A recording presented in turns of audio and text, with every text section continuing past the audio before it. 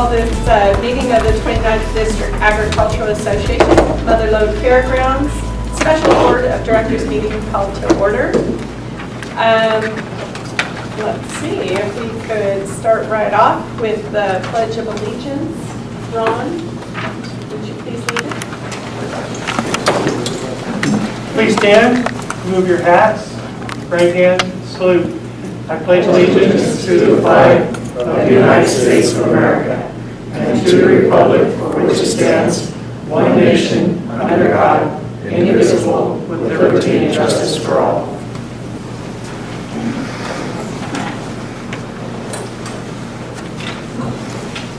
We have roll call. Peggy Lee. Jeff Brown. Missy Marino. Ron Hamilton. Jan Costa. Dennis Hendricks. Aaron Paris.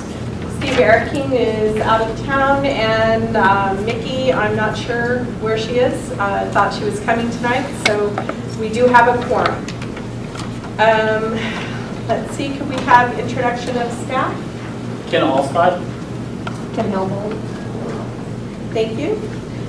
Public comment, we're going to say for the end of the meeting, in case there is something that we didn't cover, then we'll address it at that time. So we're going to move right on to our business, new business, review of the 2017 Mother Lode Fair and our preparation for the 2018 Mother Lode Fair. And the first thing on the agenda is the fair dates. So Kick it off for the record. Director is here. Mickey Rucker is here. I am here, sorry. So fair dates for 2018, if they were going to be held similar to this year, it would be the 13th, 14th, and 15th of July. I have received notification from the Carnival Company that was under contract for this year that they are not available for those dates next year. They are available the week prior, which is July 6th, 7th, and 8th. One thing that I'd like to bring up while we're discussing fair dates right now is the possibility of extension of the fair. In the past, the fair had operated for 4 days. I understand that they cut back a day for operational cost. My suggestion would be that go back to 4 days, but move your hours differently. And so if you went back to a 4-day fair, but on Thursday and Friday, you opened at 5 p.m., and then on Saturday and Sunday opened at 3 p.m. And so the gates show where the numbers are really low, that people don't come until later in the day, and I'm sure it's because of the heat. By actually going to a 4-day fair with this new schedule of 5 to 11 on Thursday, Friday, or 5 to midnight, and Saturday 3 to midnight, and Sunday 3 to 11 p.m., you would actually save 4 hours of operational cost over the current 3-day schedule that you had this year. One of the things that you have to consider going into that is what additional costs do you have, not just labor and operations. So one of those would be entertainment. And so how do you stretch the entertainment budget? I believe this fair has shown that Fridays is a tough day for them. Through this year with the bull riding, last year the country concert that had come in and stuff. My suggestion for that would be bring in tribute bands and make them free on Thursday and Friday nights. And so you're adding another value package to the consumers, the patrons here. And then the Carnival Company, if they were still the same ones with us, they've offered to do $1 rides on Thursday. And so it's a really, really good deal for our clientele. When we looked at the total packages that were offered, like family packages and things like that, they could still fall into place. The golden ticket could still be an option. This year it increased, I'd like to say 100%, but it was 45 ticket sales on the golden ticket versus the year before 18. So it is something that's catching on. It's a 3-day wristband for $45. So that could still be something that's there. And it is called the golden ticket. And so that's something you could also work into a theme for next year. It's going to be the 80th fair, I believe. No, 81st. And, but you could still, you're in Gold Country in the Mother Lode and use that as a theme. And staff has already worked on some ideas and things for that. So dates, there are things that affect the dates. Breeding for animals is one that affects it. And so you have to look, if you move too much further than June 15th, June 1st next year. I know there was a concern from one of the FFA advisors that lambs, I specifically looked at beef, but I didn't think lambs had a longer time period. So if a decision was made by September 1st, I would still think that any time from June 1st later in the year would still work. But those are all things that you have to consider going forward.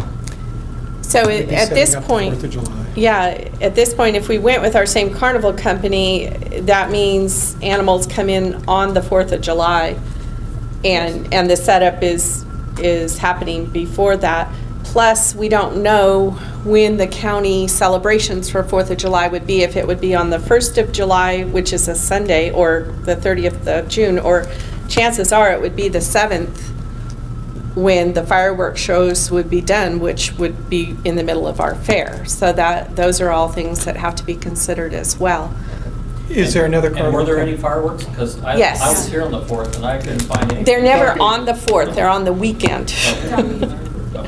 So Ironstone and Don Pedro does, And Pine Mountain Lake. yeah. So, yeah, there are fireworks, there are some 4th of July celebrations, but they typically hold it on the Saturday before or after, depending on how it all falls. Are those people who usually come to our fair from Pine Mountain Lake and from Don Pedro? Yeah. Well, I mean, I attend a party for the Pine Mountain Lake fireworks, and all of them are heavily involved. And the FFA from Don Pedro shows at our fair. So, I mean, Are there it's other something to think carnival about. options?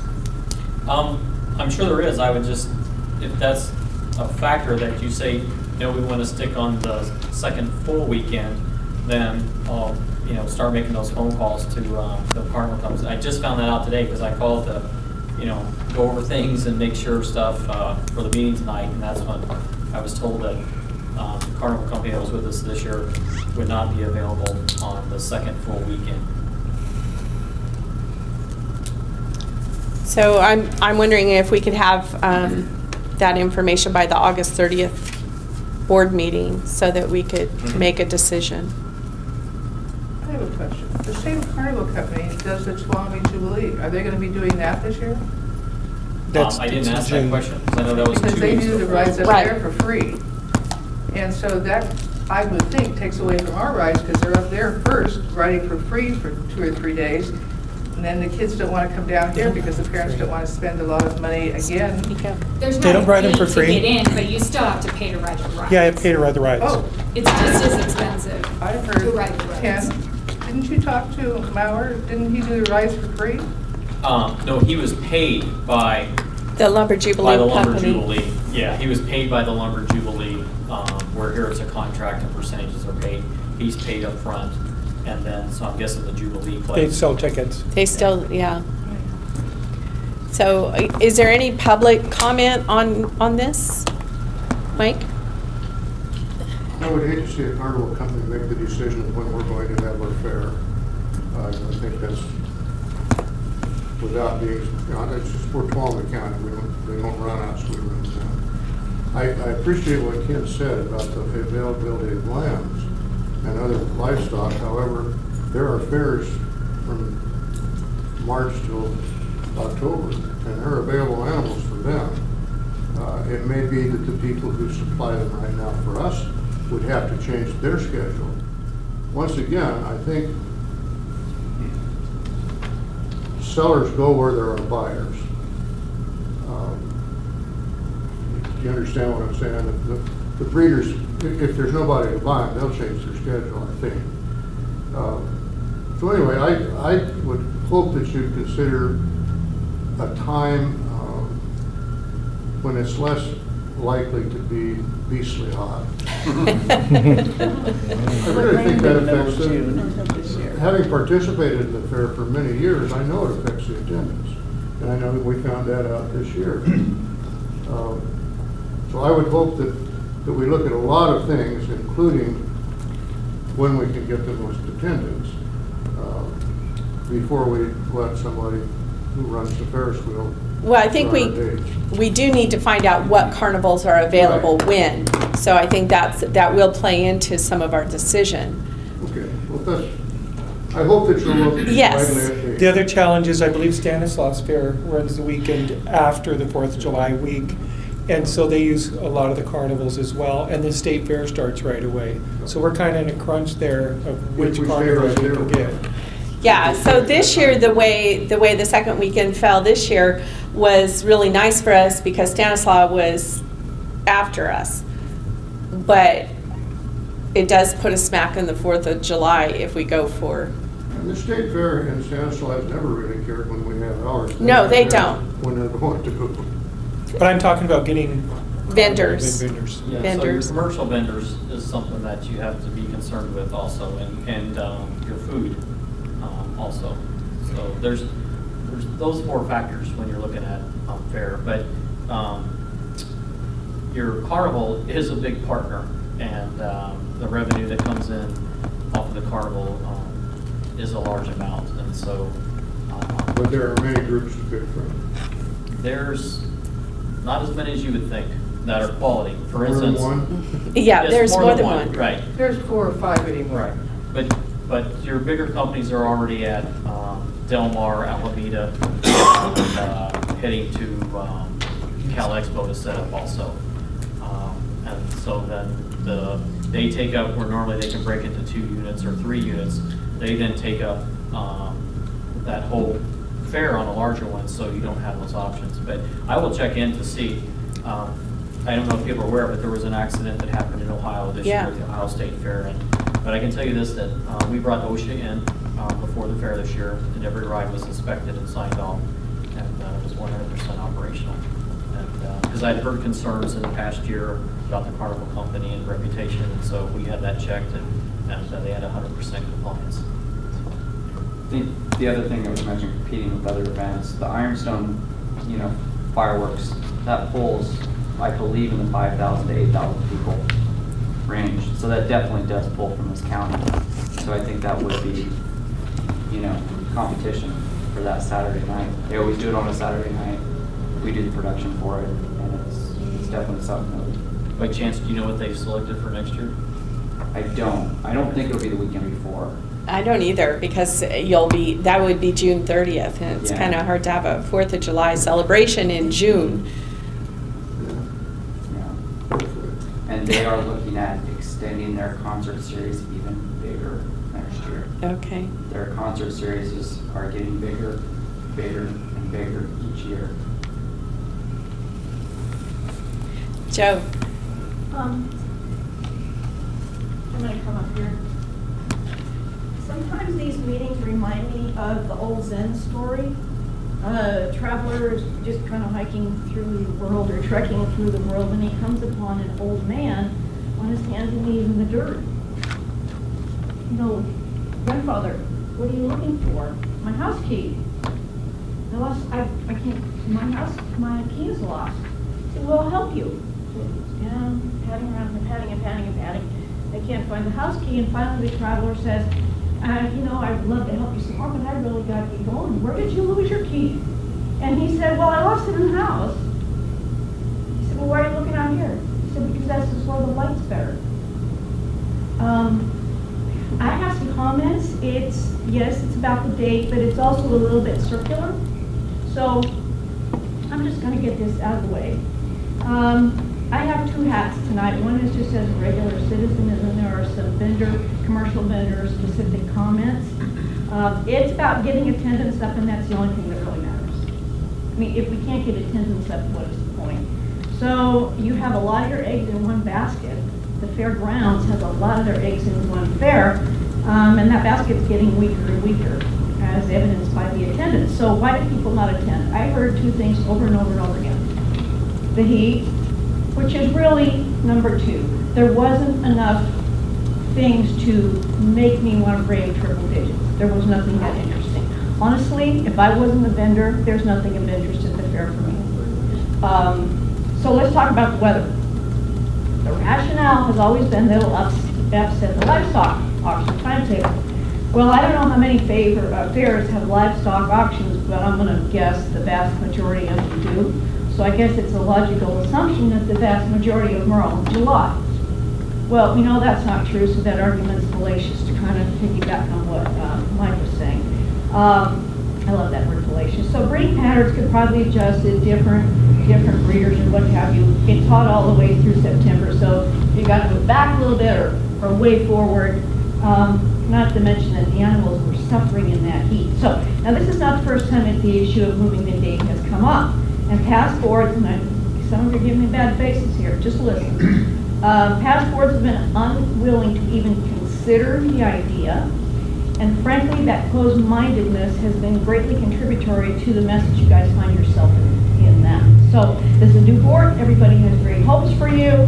And hopefully y'all will not sacrifice solvency of the entire operation on. We've been doing it this way for 30 years and we're not changing it. That is the worst possible reason to do anything. Now, after careful review, if this looks like the best time, then hell, you go for it. But let's at least be open-minded enough to change it. Not a week or two. Come on, change it. We're going to change it. Honestly, and if you're not willing to change the dates, an option would be to keep the livestock auction in July and have a different event. I don't know, Harvest Festival or something in the fall. Now, oh, you got two events instead of one with all of our eggs. So before you tell yourself hell no, and I know some of you are already saying that, I can tell by your face. Let me give you a couple reasons. There are people who come, and more who might come, who don't give a crap about the livestock auction. I don't think the tractor pull people care about the livestock auction. I don't think the demolition derby people care about the livestock auction. I think people bringing their grandkids to ride on the carnival events didn't come because they were afraid the little kids would burn the tubbies on the metal seats. I don't think they care about the livestock auction. So having said that, if all you do is change the dates and have the same old, you're not going to make much difference. So, yes, this is the 29th Agricultural District's fair, but there's more to ag than critters. This county has a wealth of farmers and food. It's about food. Everybody eats. I don't care what kind of thing attracts them here. Everybody eats. So, question, what comes to mind in most people's minds about the Midwest state fairs? The food, the crazy fair food. It's disgusting, but they go anyway. I was in Indiana several years back visiting, Governor was visiting, and they said, oh, the fair, we're having the fair, you gotta come, you gotta have this, whatever. And they described it to me, and I said, that sounds disgusting. And they said, it is, and we go every year to get some. So I went, and it was disgusting, and it was gross, and I took one bite, and I threw it out. But I went to the fair, and I bought the stuff. So a couple of years ago, I stumbled onto a video about crazy fair food and all the Midwest state fairs and all the goofy stuff that's out there. I sent it off to Stacy, whose immediate reaction was, well, this is gross. I said, yeah, but you know, not the point. I don't know if she shared that with any of the rest of you, but I am not kidding you. Honest to God, 2 weeks later, the Food Channel had a new show. You know what the name of it was? Carnival Eats. Carnival Eats. Yep. I think my son-in-law came on that. Guess who was one of the fairs in the very first show? Do you know who it was? Who? Stanislaus.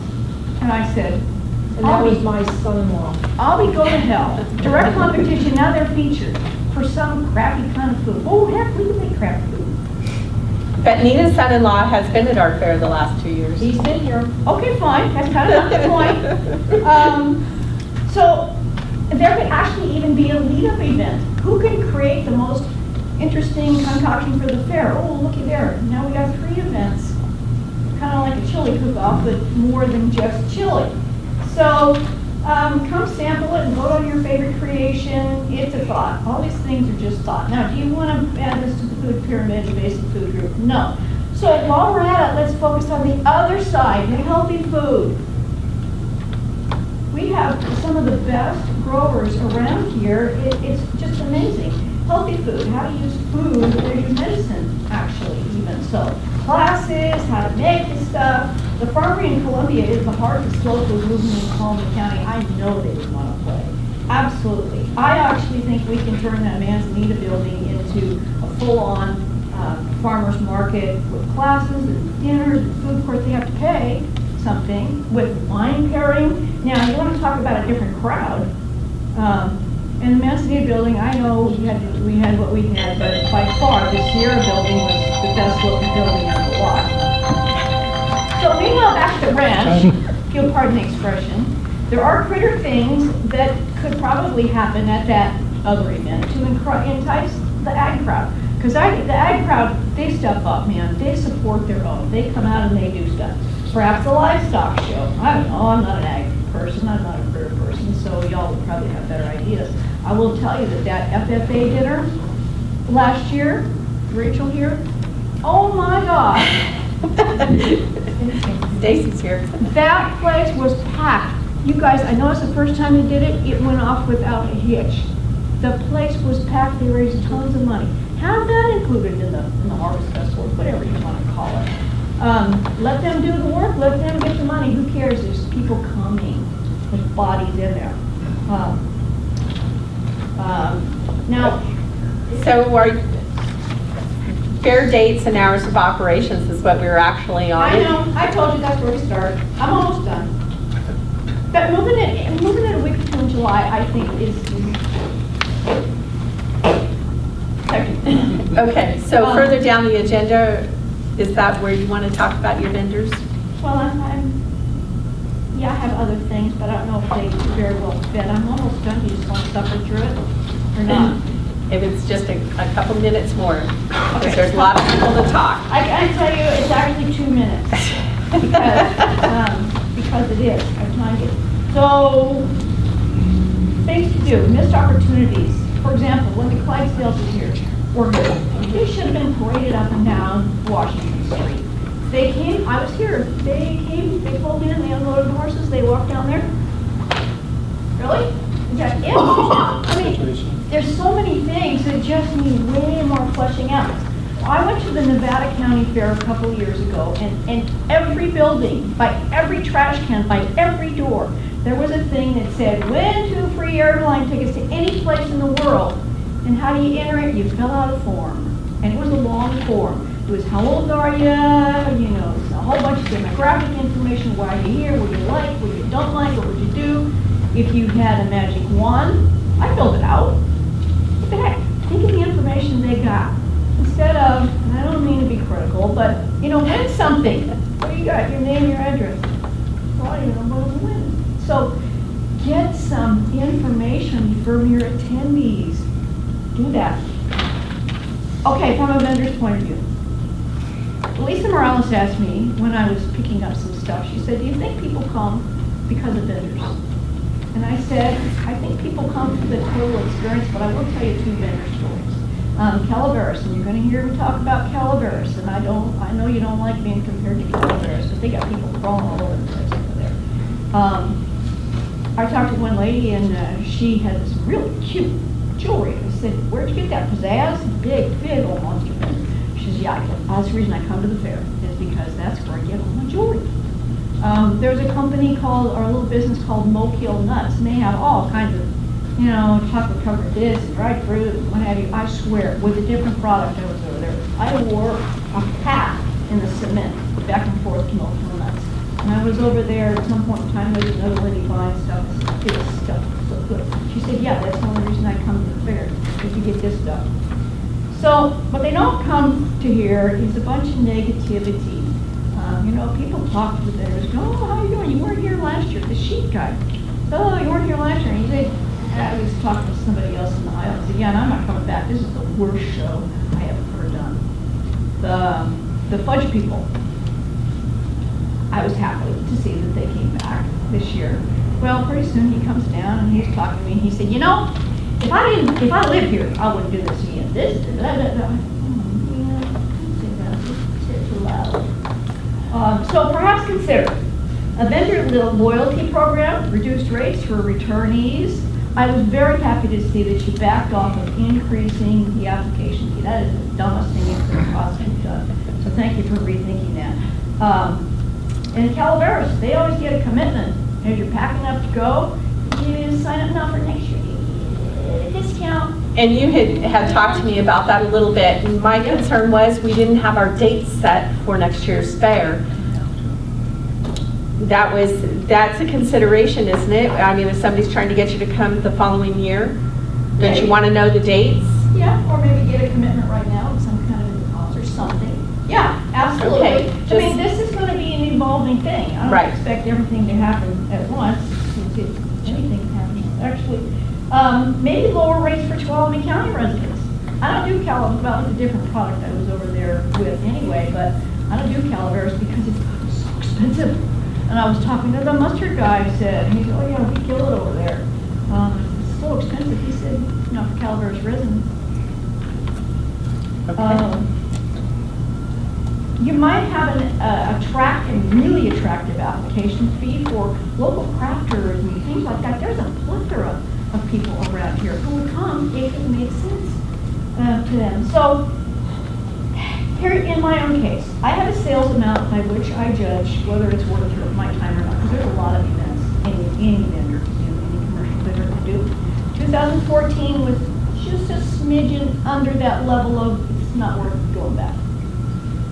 2015, I almost didn't come, but I'll be a good citizen. I'll go support the and that was the year that Kathy changed the configuration or whoever, and I'm very happy I came because sales were up substantially. Yay, got rid of that thoroughfare. 2016, I was back at the, is this worth my time level? Good citizenry kicked in again, and I do this year. This year was half of what it was last year. So unless I see something different, I won't be coming back here. It breaks my heart to say that. But something's got to change, guys, and it's not just the date. But that would be a good start. That would make a statement to the world that we're changing something. Joan, can I have your comments? Because you have a lot of them, and that way we can. You can have them, and some of them are just hearing my stories. I'll be happy to fill you in. And by the way, it says the last room, thank you for listening. I also want to say I will be happy to help anybody with anything to get this thing off the ground. Thank you. Yes. Can I say something? Yes.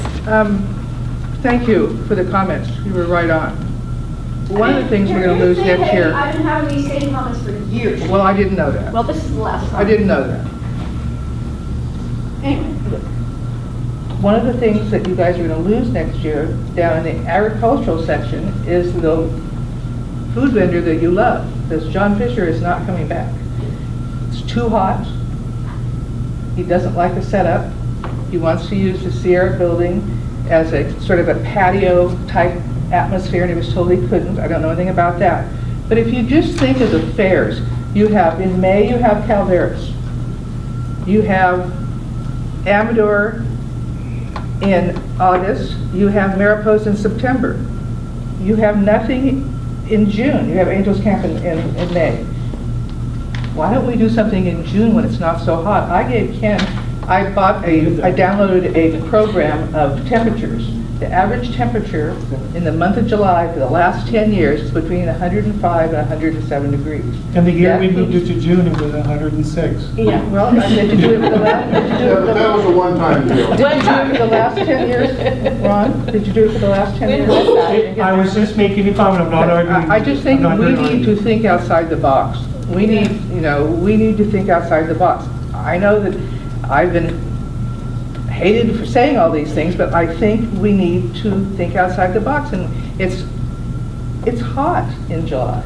And yes, I feel that livestock is an important issue, but the problem is, I don't know by the state law if we can just have a livestock, because we certainly aren't getting the population at the fair. I don't know if the state will let you just do a... Stacy, I want to hear this. Okay, so I'm Stacy Ingalls, ag teacher, Sonora High. Couple things, and hopefully I can give some experience, because I have been doing this for 20 years, and I have been in, this is my third county, so I have a lot of experience in the same situation. things do not change from fair to fair, from county to county. The calendar year in California, very similar to the two counties that I've been at previous. So first of all, one little touch, I really think everyone, open-minded is good, but we need to be educated, open-minded, and be educated, and look at what has happened in the past at other places, but also remember what we've done here too. We can't just say, we tried that, it didn't work one time, so we're not gonna try it again. But at the same time, we have to remember, don't make the same mistake again. Calaveras this year, successful fair, we all know that. It was hot, I was there. It was very hot, it was 102 while I was trying to walk up those big hills. It was hot, their attendance was not affected. So I hate that so much of the discussion so far since I've been here has been so focused on the temperature, because our attendance at the fair, I was so impressed by the crowds. When it was so hot, I couldn't put my pants back on after using the restroom because it took me 20 minutes because I was so sweating and I was so hot, but I didn't even complain. I didn't hear people complaining. I didn't hear kids complaining.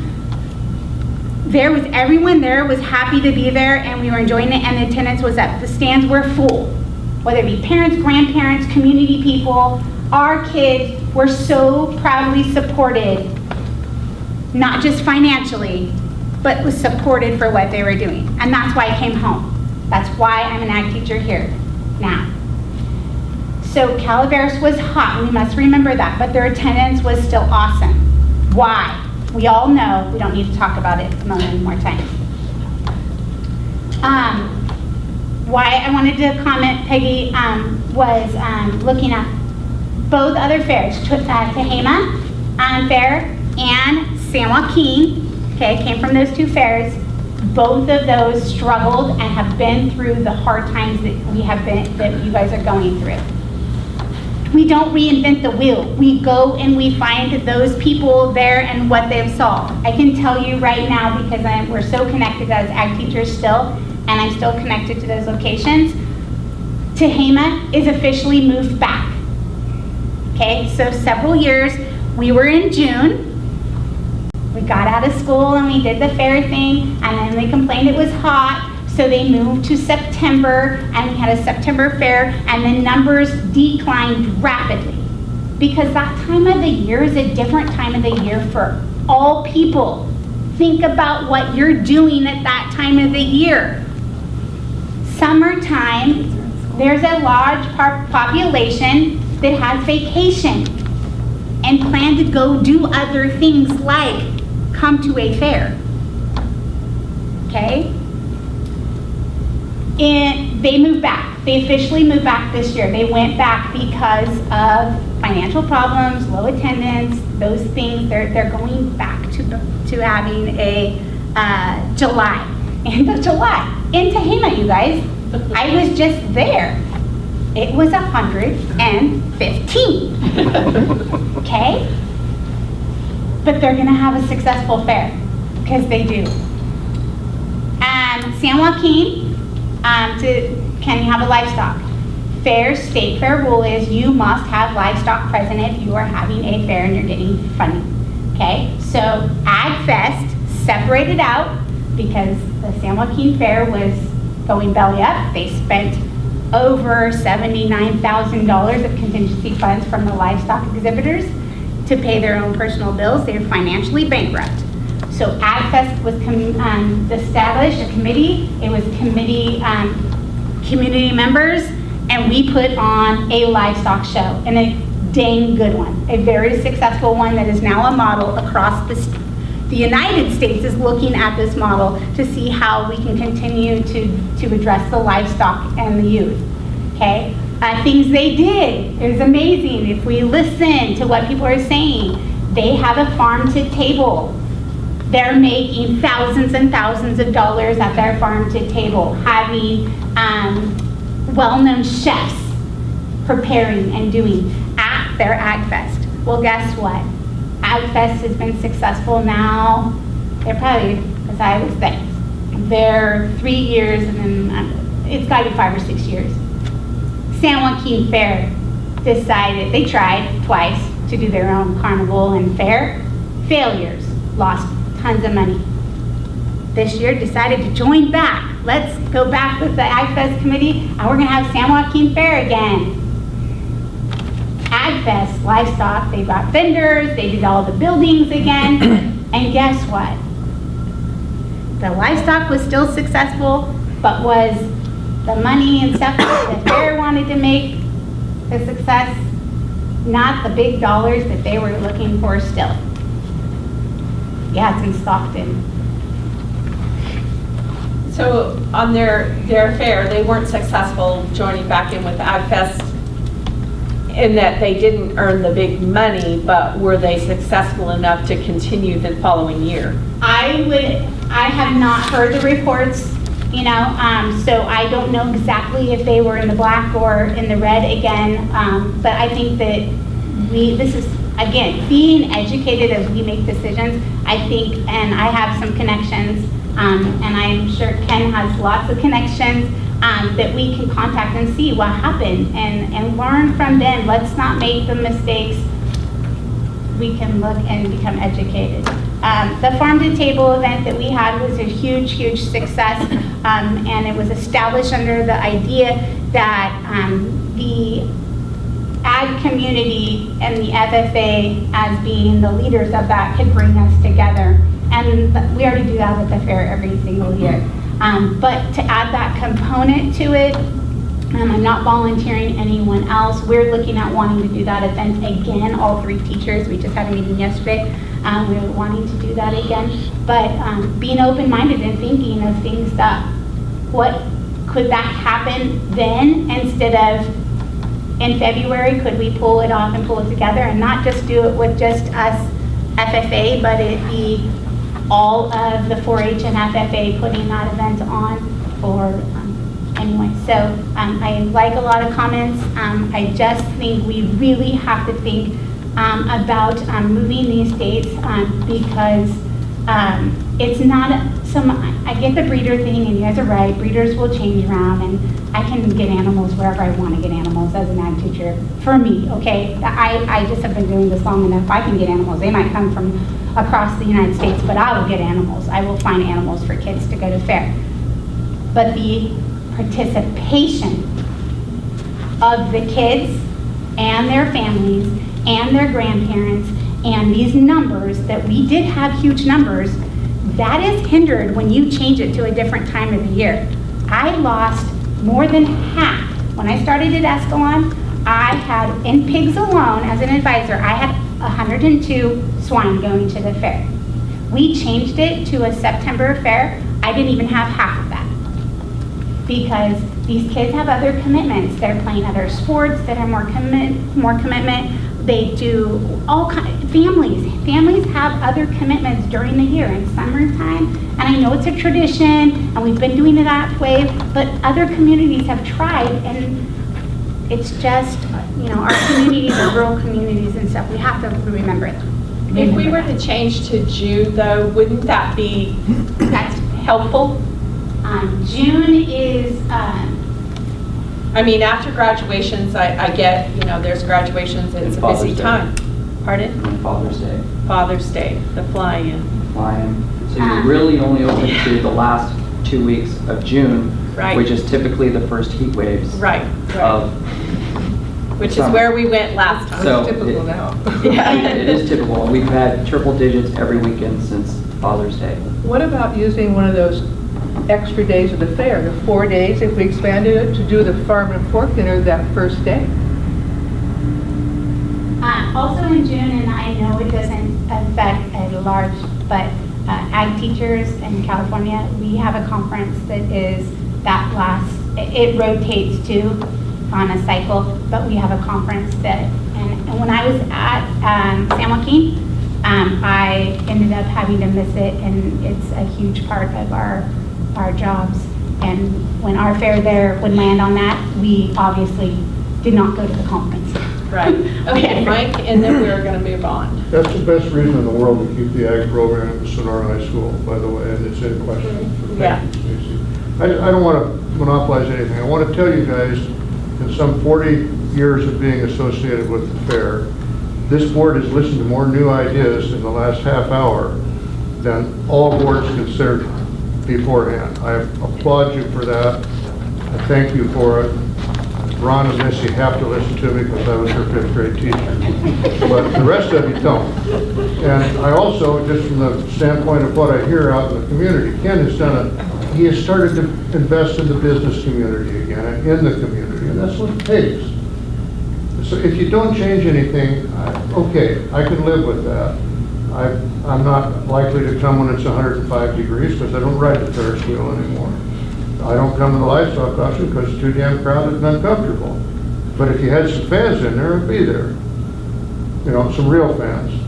You might even think about setting up a cooling station somewhere on the fairgrounds for people just to go and sit and relax for a little bit. It probably wouldn't cost anything. That's called the Sierra Building. How was this, Yeah. what was this from? Well, Yeah. okay, fine, there's already a place like that. I didn't know that because what I'm thinking of is a cooling section. Place isn't like, anyway, thank you for listening. You guys that are new, and all the turmoil that you went through, thank you for your patience, because it had to happen to get us here. And I do appreciate it, this is from the standpoint of having been on the board and having been active in the fair for a long time. And what you're doing is something that's going to save our fair, and I thank you for it. I want to comment on the cooling station. We actually had cooling stations a few years ago, but then the drought hit, and so to run the water consistently in a cooling station was something we couldn't do the last few years. And so we did miss that this year, so thanks for reminding us of that. That is. And also, just be real quick, I mean, realistically, you have June 15th at August, late August, because early June is cooler, and that's what balances out that average temp. For the second, you're not going to do it the first 2 weeks of June because of graduation. You're not going to do it Father's Day weekend. So you only have the last part of June, July, and August. All of those are hot weekends, no matter what. So I think unless you move to May or September, which probably is not going to happen, or any other month, I think you're just stuck with taking that chance of hot weather. You better have something more interesting to make people want to brave the triple D. Yeah, exactly. I think so. You know, my kids were raised with livestock and doing FFA in Merced. And when we hold our fairs, they're hot. I mean, and we're farmers and we're ranchers and we raise animals and it's hot. There's no getting around that. To me, we've chosen dates and we've suffered through some heat, we've suffered through some rainy seasons. That's what we do as farmers and ranchers. I mean, we deal with that. To me, coming to a fair, going to the livestock section of it is what I want to do. Coming to the carnival, I think in the heat, we have got to provide something extremely fun and exciting and different to bring people here other than going down to livestock. We have people that don't care about the pigs and the goats and the chickens and the turkeys. They don't. They come here to have the fun in the carnival. As far as I'm concerned, I don't care how hot it is, people are going to come to the fair. We need to find the time of the day, which I think is up on the agenda. I think it needs to be later.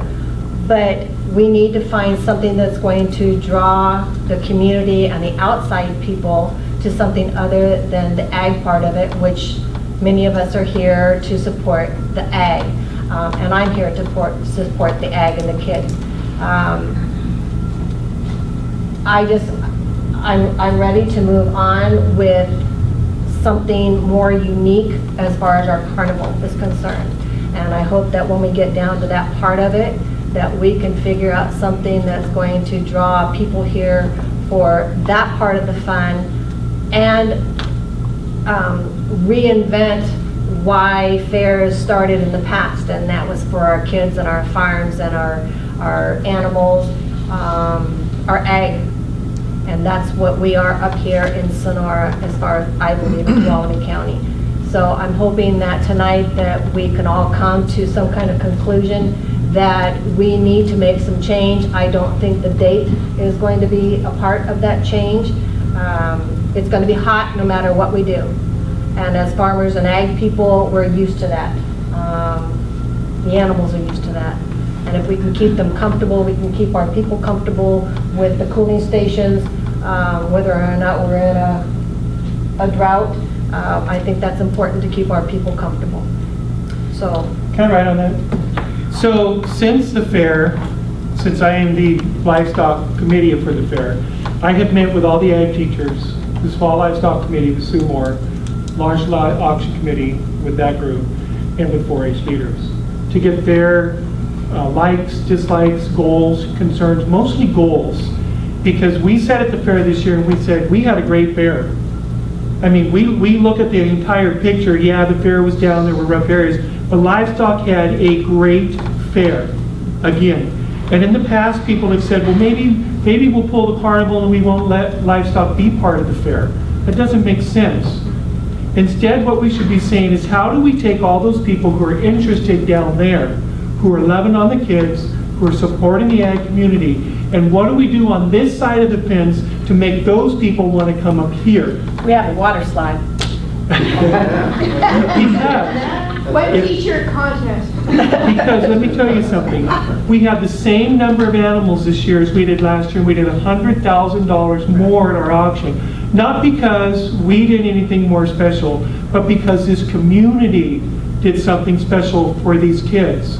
Now, we as a fair board need to say, what can we do special for the community on this side of the barn to get those people coming there to come up here? So, Mickey, I agree with you. I think that no matter when we have the fair in the summer, that'll be the week that'll end up being hot. We can set up more fans, we can set up more cooling stations, but what we need to be is unique on this side of the fence to make people want to come this way once they're done watching their children show a turkey. Water slide and a sunscreen vendor. Ron, they used to go, they used to come from the auction into the fairgrounds years ago. Yes, I'm not and the arguing that. kids still do. They still do. I think one of the things that I've been told about this side of the fence this year was that the carnival didn't have a lot of variety for the older kids. You're absolutely right. And that once people got up here, there wasn't a lot to see on this side of the fence. Now, we already have ideas of things that we want to revamp in the livestock area to educate the community more next year. Exhibits we want to do and ideas. We've already looked at that and we're already moving. Ken has been very supportive of that. We've already raised some funds to do some repairs down there, a new PA system that we're going to work with Sound Extreme to set up so that it benefits everyone, the kids showing and the people coming to watch the shows. Because I cannot believe how many people came to a show and said, I did not know how to show a turkey. The community. I did not know what kids have to do. So now let's take the next step and educate them more on livestock. And then, when they're done down there and it's cooled off up here, let's ship them to this side of the fence so they can enjoy a very nice carnival. And that's why we need to talk about grass entertainment and arena entertainment. Right. Gail. I'm speaking from a perspective of having been heavily involved in the small livestock barn for the last 5 or 6 years. And I have to say there has been nothing on this side of the fence that has enticed me to walk down here. I agree with you. I've been for 3 years. For many, many years, I drove for 2 hours in the heat of the summer to go to the California State Fair. Why did I go? Wasn't for the food. The ag was pretty interesting, but I went to learn things because I could see college art instructors throwing their own pots, creating their own artwork. Learned at the farm all about the new coming revival of heritage tomatoes. Who knew? I mean, that's how long ago it's been, because when they changed the date, it conflicts with everything that I do. There's not enough things educational things I can learn about. I like, the idea of having cooking, demonstrations and things. There needs to be more interesting things that people can't necessarily get anywhere else but here. Just like I went all the way to drove 2 hours to be in 105 and 110 degree temperatures. It's not the temperature, but there were enough things inside. There was entertainment or things to do in a building where, that's where you went from 3 to 4, or, I think there needs to be more focus on things that would draw the community in. Where's the benefit besides the carnival and the livestock barn? And I would love to see that. I would love to be enticed to come on this side of the fence. Okay, Can so, I say something? I think we could spend all evening saying that we want to see a change.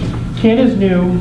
There's a lot of new people on this board. We're all new because we wanted to see change. So maybe instead of saying what's bad, maybe tonight what we should be doing is offering up suggestions of what we can do to improve it, to give Ken and the board ideas moving forward. So maybe that would be something good too, as we move forward with this meeting. If you have new ideas, let's throw those out here, not what's going on in the past. okay, I Mary. just wanted to circle back around to 2018, just put in my 2 cents. I would not be in favor of his 5th, 6th, and 7th. I would be in favor of 13th, 14th, 15th, and I think that a new carnival vendor, not saying anything bad about our current one, but I think, when we've been talking about things that we've done for 5 or 6 years, well, let's not bring that person back. And I think just simply having a new carnival vendor will create buzz, will create change. People will want to come because they want to see what the new carnival looks like. My kids have all the rides memorized now. We're 3 of those 45 golden tickets. So I think that 13th, 14th, 15th, the fact that we can't get our old carnival vendor is a plus. So I would like to see us kind of get 2018's fair at least. Right, somewhat so as settled soon on. as we have the carnival information, then we can move on that. And so that will be on the August 30th meeting, our next regular board meeting. We'll talk about that because Ken's going to get us that information. And then hopefully we can make a motion. Exactly. We can move on it. And it might not be, there might not be any carnivals available for that date either. So we're going to have to be flexible. I will bring options back. Yes. So I'd like to address real quick here. So if we're still going to look at July 13th, 14th, 15th, did you like my idea of expanding back to the 4 days but cut the hours? I like that very much. Okay. And can we talk about doing a farm to fork dinner the first night? Yeah, I've already wrote down the egg to table, farm to fork Okay. projects, so we'll start looking at those and researching that. Okay. How about if we move on to ticket pricing? Oh, one more. I actually came only to make one comment. I don't have a long history, everyone has, but I love that there's a public forum, so thank you for having that. It's been interesting to learn. My one comment is just as someone who lives a mile away on the hours, I was really shocked that there was a very loud concert going on so late at night on a Sunday, which is a work night for a lot of us. So I couldn't sleep because of the concert on Sunday night that went well past 10 o'clock a mile away from here. So I could hear the music very, very clearly at my home. And because it's hot, obviously I want to have the windows open, right? And like individual women screaming. Which, I mean, I guess they were enthusiastic about the band, so that's positive they were having a nice time. But that obviously is related to the timing of the concert itself. And it felt really out of just kind of out of touch with otherwise it's being like a nice little small town to have a really loud concert going on. And the fair closed at 11. Yeah, so I mean, and then I looked the next day, I was like, what in the world? I never expected something like that. And I looked at the schedule and bands were scheduled pretty late in the evening. So that was my one comment, which I know is not helping you with your No, but it's good to know. But except as to goodwill, right? Because I was annoyed and I'm like, But I will say also as someone new, some of the ideas that you guys have thrown out here tonight, like focusing on the food and farm to table, would draw me because I didn't come to the fair this year, even though, like I said, I'm only a mile away, I'm walkable. And I walk down here all the time for events, but I did go to Calaveras because it seemed like it had special things. So if we can do that, I would be super excited to see that because then it would motivate me to come to my own fair. But please don't schedule a loud band on Sunday night, because then I won't come out of spite. So quick question, was the music good that you heard? No, I didn't like it. Okay. But I don't like loud bands like that, right? It was a country I don't know what it was. I have nothing against country, but if it's a really, really loud band that I can hear clearly a mile away and hear the people screaming a mile away, I'm just like, I think the people screaming was from the band. I think it was from, because I was there doing sound. really? Yeah. No, I, And it was a mellow crowd. Yeah, in so the front. band- Oh, it The just screaming sounded, was probably from the rides. oh, it sounded associated with it because it's like I heard the band and then I heard women screaming. So maybe it was that. Yeah, it was, I think there was only a dozen people out there. Oh, really? Yeah, Oh, okay. yeah. I was just imagining this rollicking concert, and I'm like, No. why did Are they you schedule sure it this came so from late at the, are you night? sure it came from the fair? I live a mile away and I didn't hear it. Are you sure it came from I the There was was fair? only dead like- at work the next day There was because I only about a couldn't dozen sleep. people out there, I think, Sunday night for the last band, the last set of the band. So there you go, cut that. Anyway, thank you for the opportunity. thank you for coming. I'll come next year.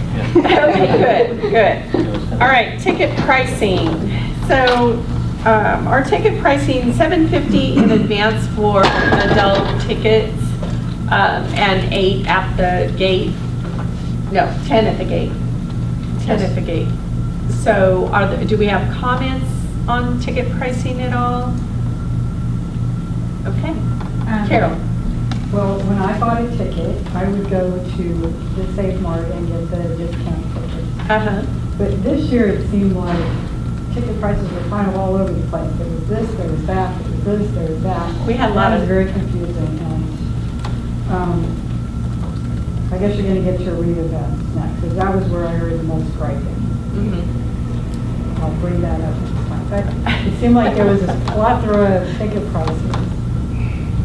Well, I think that, you know, and Ken could probably address this because he tried some different things this year to do some family ticket packages, which I think did very well. We sold out.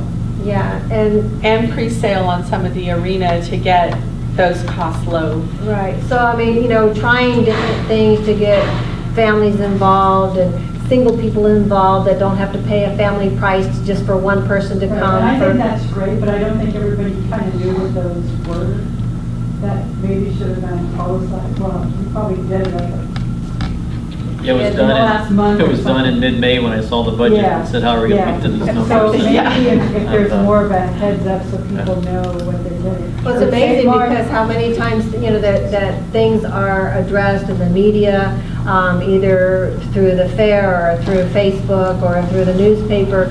I mean, it is addressed, and we still hear those types of comments that people don't know. So that's a good avenue, Carol, for maybe, you know, you to give us some suggestions on how you think that we might be able to address it better, because it's like we try, and then we still hear the comments that people don't know or they don't understand, or there's too many of whatever. So anything that anybody here tonight can address to us to help us with that, or obviously we are a board that is trying to make a difference So here. did Safe Mart sell out of their resale? No. Really? There was some miscommunication via Save Mart. The upper Save Mart told people they were out of tickets and to go to the lower Save Mart, but turned out they had tickets still. And one of the things that's come up over the year, well, this year, in the newspaper, et cetera, has been in the pricing of tickets. So I did a survey of Mariposa, Calaveras, and Amador. They charge more than we do. They charge $15 to $25 for events, plus $10 entry fee. So we're not charging an exorbitant fee. Maybe there's something we can do better, but we certainly aren't charging what our surrounding counties are charging. Well, and Ken looked at it, there's one of the posters in the office that has a price that was all-inclusive when you came in the gate, and that ticket was actually more than what we're charging today. I sent Ken a bunch of things to the office. So, I mean, pricing is always going to be an issue, you know.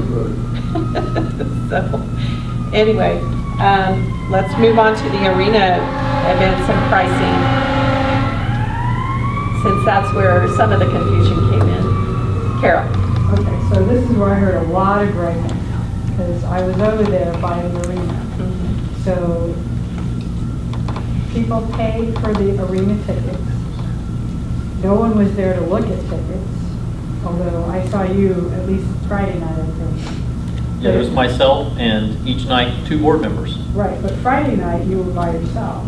I was there Friday night. Yeah, just for a short time. Okay. Yeah. I felt like I did. But anyway, people were complaining that they bought tickets. No one checked their tickets. They watched people come in that didn't have tickets. And then later, when the attendance was so low, they just opened the gate and let everybody come in. So they felt like when they did their honest thing and bought tickets to go to the arena, they were the ones that got screwed.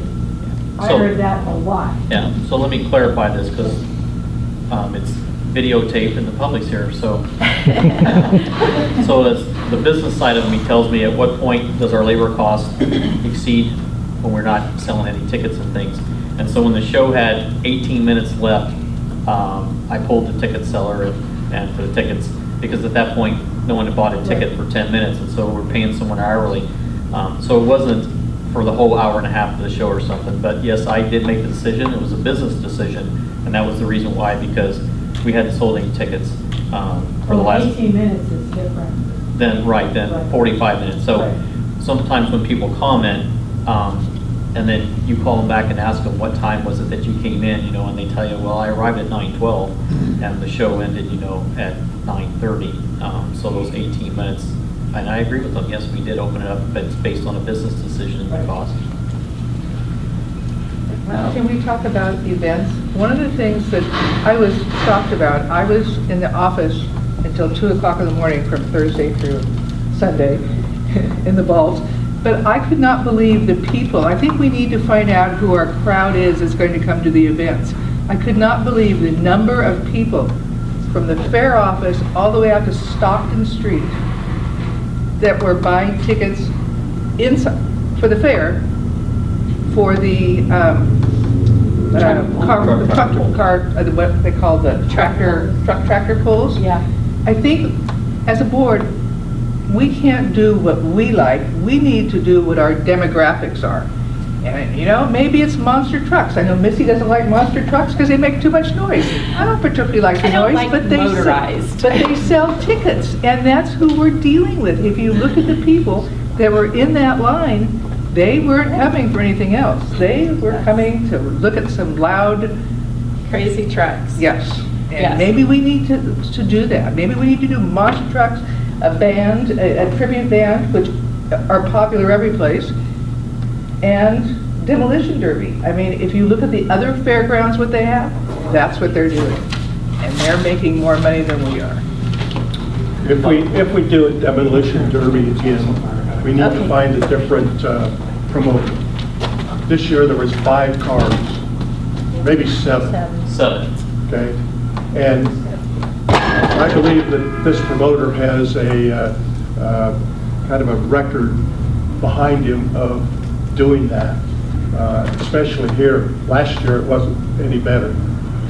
So I think we need to find a different promoter. Ken and I had this discussion. Supposedly, right as they were bringing cars in, cars were pulling out because he Changed the rules. He changed the rules. Yeah. He said that they could put something in front of their car which let them hit other cars harder, and some guys didn't want to be a part of that. And I don't blame them. Right, it was a last minute thing that we didn't know. And there's a way to correct that. You can simply, in the contract, the language, hit him in his pocketbook, so that, every car less than 12 or something, he loses like $1,000 per car or something, and that only takes 6 or 7 cars pulling out to where you do it. So there's ways to even solve that through contract language. But we need a professional contract writer. We need Ken.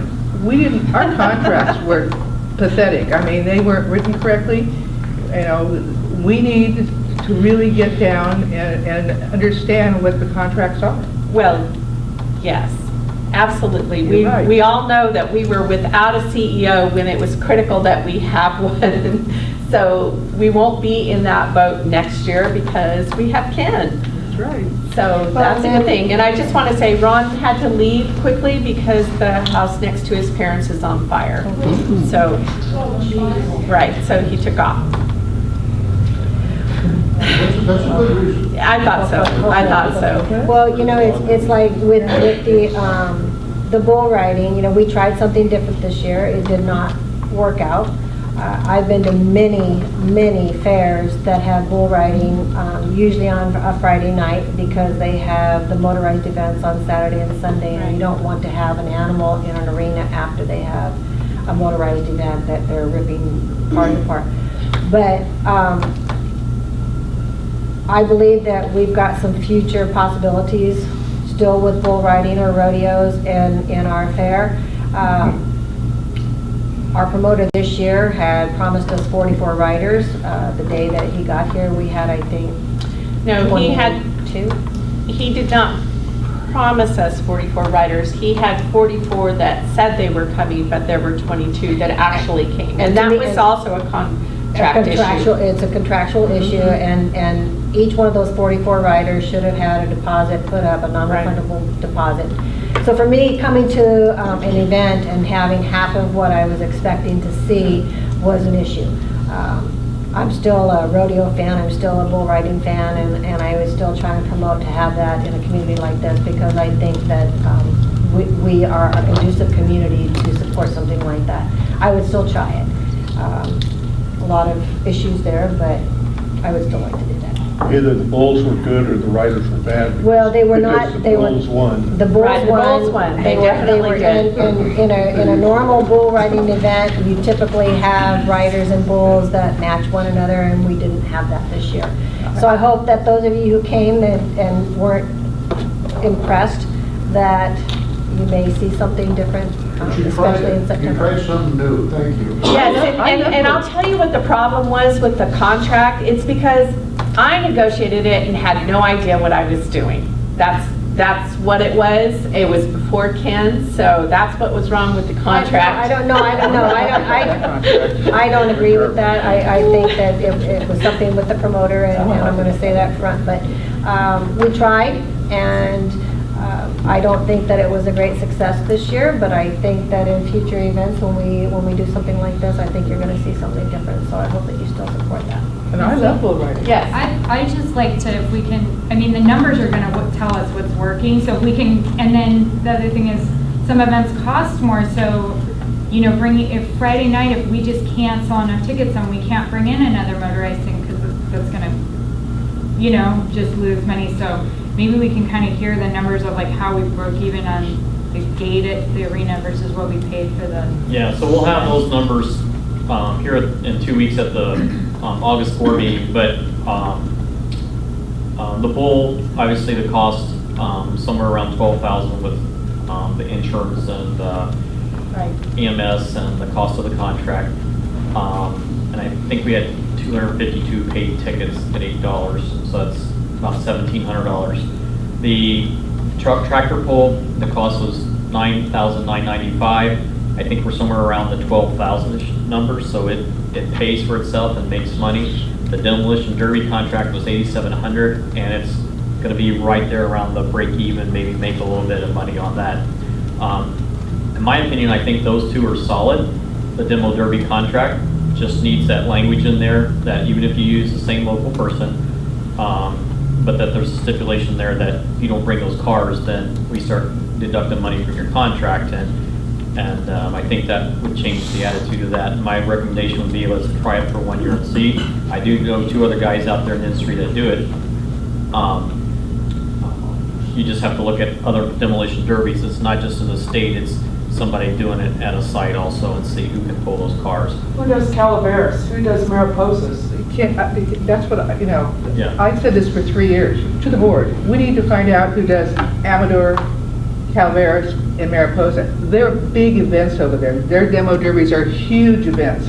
I said that at Western Fairs and asked our CEO to talk to them. I mean, we need to find out who does theirs. There are huge crowds on those nights.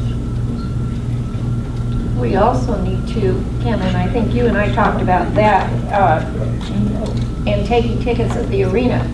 There were far too many pit passes. Right, so in the contracts, that was another thing that wasn't addressed for the fair's benefit, that these pit passes. And so I already told both these promoters that they're coming back next year, their contracts would be different, because the pit pass was supposed to distinguish whether they could be served alcohol or non-alcohol. And then the fair didn't have inventory, the fair didn't get revenue off of them, which they had in the past, so that's something that needs to be addressed. And then the person putting those wristbands on, we were catching people where they were loose, and so they're switching them so they could go buy alcohol, because the pits themselves were controlling their alcohol, but the wristbands weren't being controlled. So all these things were notes that were taken, and those contract issues can be addressed. They were handing their pit passes, their bracelets out through the fence, Right. and then the person would get stamped and go out and give it to somebody else, and they'd come in and get stamped and go out. And yeah, there was a lot of that going on. I believe the gentleman here. My name is Mike Manning. Could I toss one more option out for the Destruction Derby? I have a friend down in Hillmar, and about 6 years ago, he got really involved in the Destruction Derby, and they added a section of RVs. They had one heat with RVs, and I want to tell you what, that's a big draw. There's a lot of RV people up here, and it's really amazing to see what can happen to that RV. Get it out of the arena. So maybe toss that in. Oh, it was a great draw. We've got videos of it. He competed for about 4 years with a 1973 Class C unit, which was history in no time, but it was hysterical. It was a lot of fun. So maybe RVs, buses, old school buses. Well, they did basically it was like Class C RVs, and then they also did a mini cars, you know, like the little Toyota Corollas. And our derby's done that before. They do trailer dragging things too. Yeah. Maybe we could use our trailer. But anyhow, I just wanted to spit that out. That might be something to draw a few more people to the Destruction Derby. Something new and different. As far as events go, putting things on in that arena, the maintenance people hate to change from an animal event to a motor event because of the metal involved. So I think we really need to look at putting another different type of a motor event on Friday night.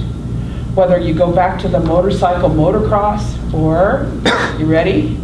Lawnmower racing. It's a biggie. It is a biggie. It is a biggie.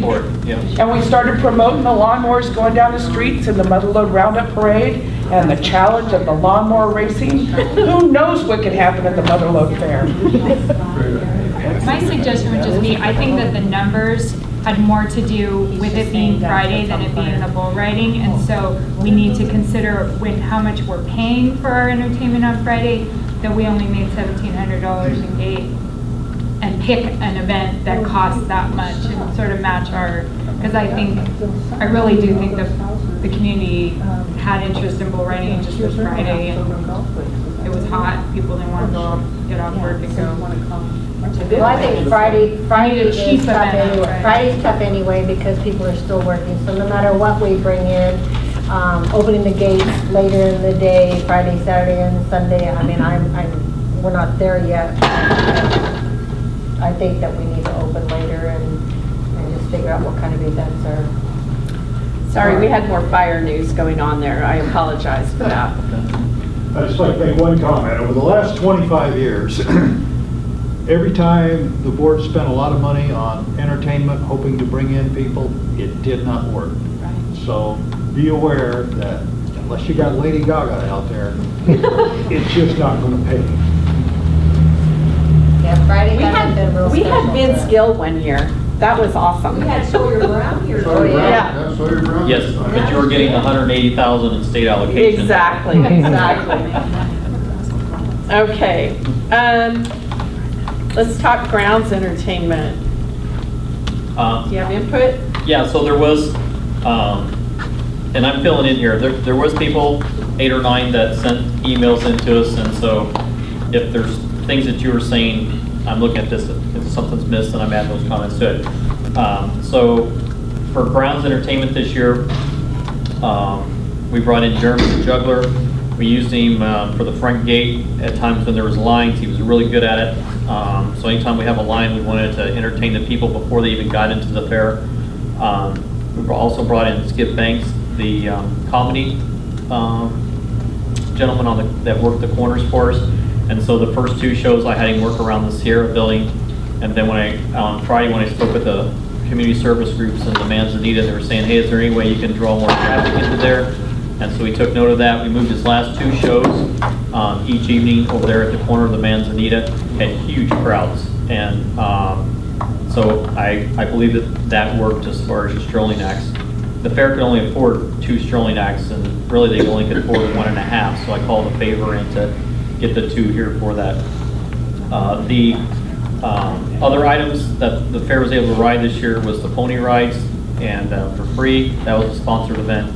And then the kids zone in here too. 3.5 businesses stepped up and paid for this kids zone. And so those were all good things. So for grounds entertainment, it is a limited budget.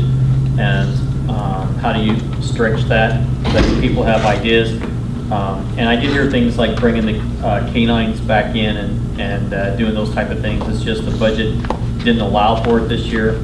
And they would have only paid for a day and a half of like the canines or turkey. Like I have a friend, she does the turkey stampede. Oh, that's funny look. Yeah, it's a cool show Yeah, and stuff it too. is.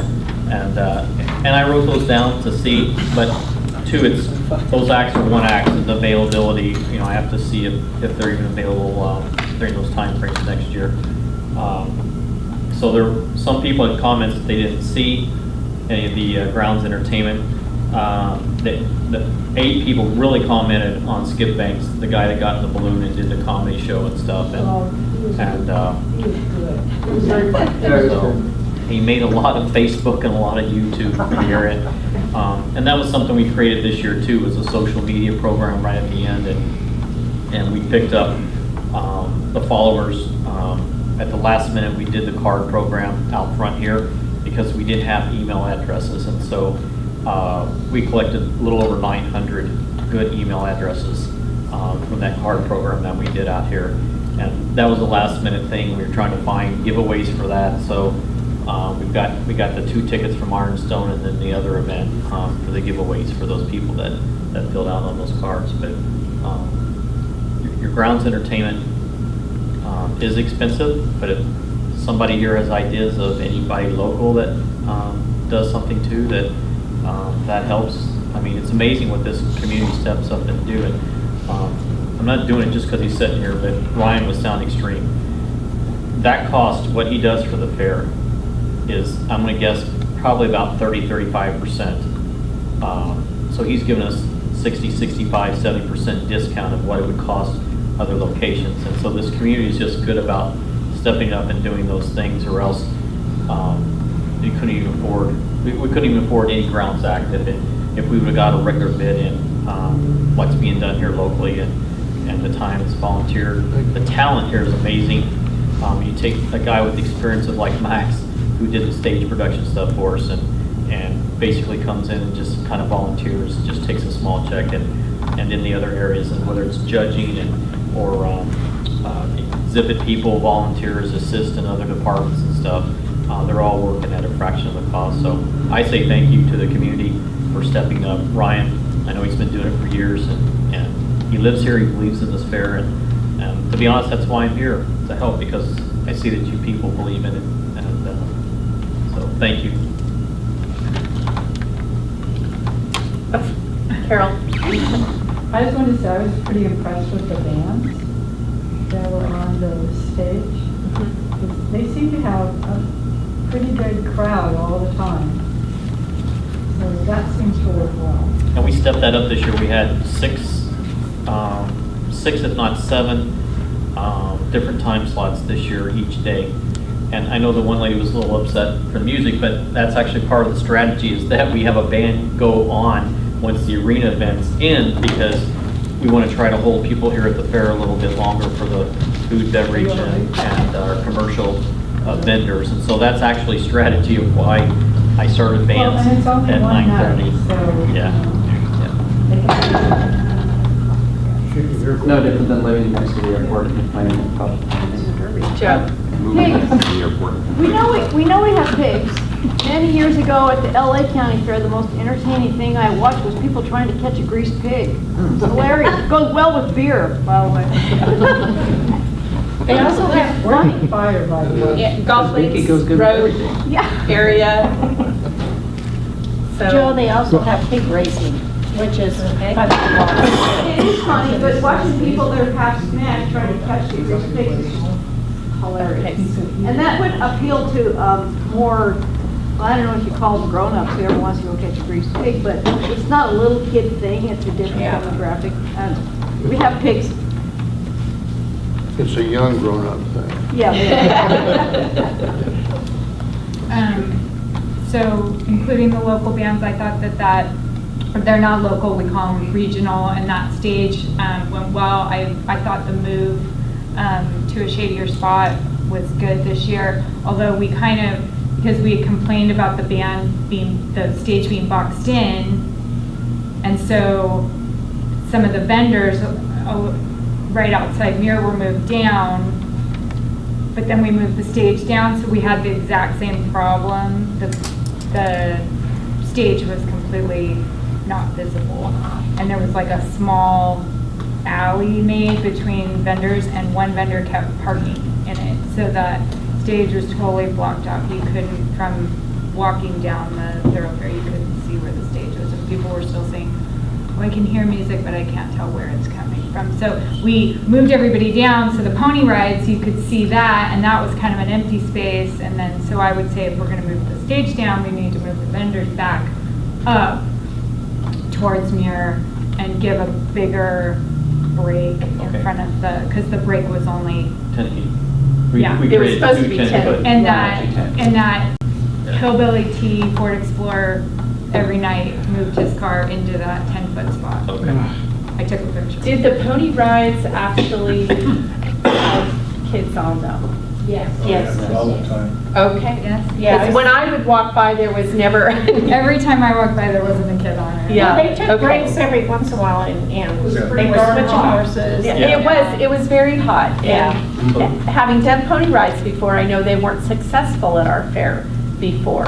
I was just asking because I did not ever see kids on them. So that's good to know. I think moving the time back, I know I sat in front of this building Sunday morning, all from opening to 3 o'clock, and by the time parents got into trying to get people to sign their kids up, by the time parents got to the gate, after they took everybody out of the car and got them in strollers and got their wagon and got everything, they were so overheated. Yeah. There was just parents were more into, then the carnival, then you went down to the Midway at 8 o'clock and everybody was having a great time, but that noon to 5 or whatever, the parents were overwhelmed, and every one of them, I was talking to them at noon about an event at 3, and they said, we won't still be here. They all knew they weren't gonna stay. Right. So I think just pushing everything, there was no need to be open. Well, that goes back to our number B, our letter B, is 3 hours of operation. Right. I mean, I think it's critical that we address not being open at noon, and 4 or 5 o'clock is, I think that's a done deal from what I've heard. Craig? Yeah, and I'd like to revisit something Missy said about the water slide idea. If we're going to keep the dates the same and we're going to be dealing with the summer heat, maybe there's a way we can actually use that to our advantage. Especially we're looking at a new vendor for the carnival. If there are any out there that offer something that, a dunk tank or a water slide or something along those lines, a water sport, moving the back is a good idea. And I just, out of curiosity, I know there's other fairs that deal with the heat. So I did a little Googling here, and I read the LA County's fair in 2014 went through a $500,000 renovation that included misters, tables with umbrellas, and they also placed an emphasis on evening events, light shows and lanterns and that sort of thing. And I think we're hearing that too with the destruction derby, the motorhome derby, which is really cool, and I paid good money for that. And Can we get some old fire engines? Yeah, we had spray water with it. Oh yeah. Oh yeah. They used to be big at the fly-in when they'd use the deck gun and spray the kids, and that sort of thing. But there's other fairs that are facing this. Maybe if we looked around, and Ken, you've got an extensive background in this, and maybe you've got contacts that can ask that question. How are some of the other, the fair in Amarillo, how's it dealing with that sort of thing?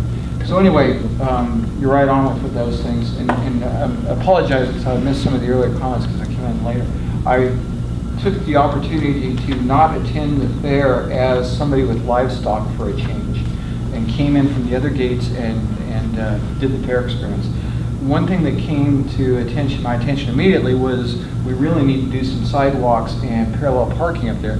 And Jim, I know the city council had looked at, as part of Vision Sonora, looking at grants, and I think Darren Grossi was looking at some. And I really think that somebody from the Fair Board might talk to city council, because that's a big piece. If we could improve the sidewalks up there, or partner with the city to see if we can find more ways, more funding sources to do that, so that we don't have to crunch the gravel, especially if you're going later in the evening, because it's much more difficult. And of course, we have the safety factor with the lighting at night up there, which is kind of dim.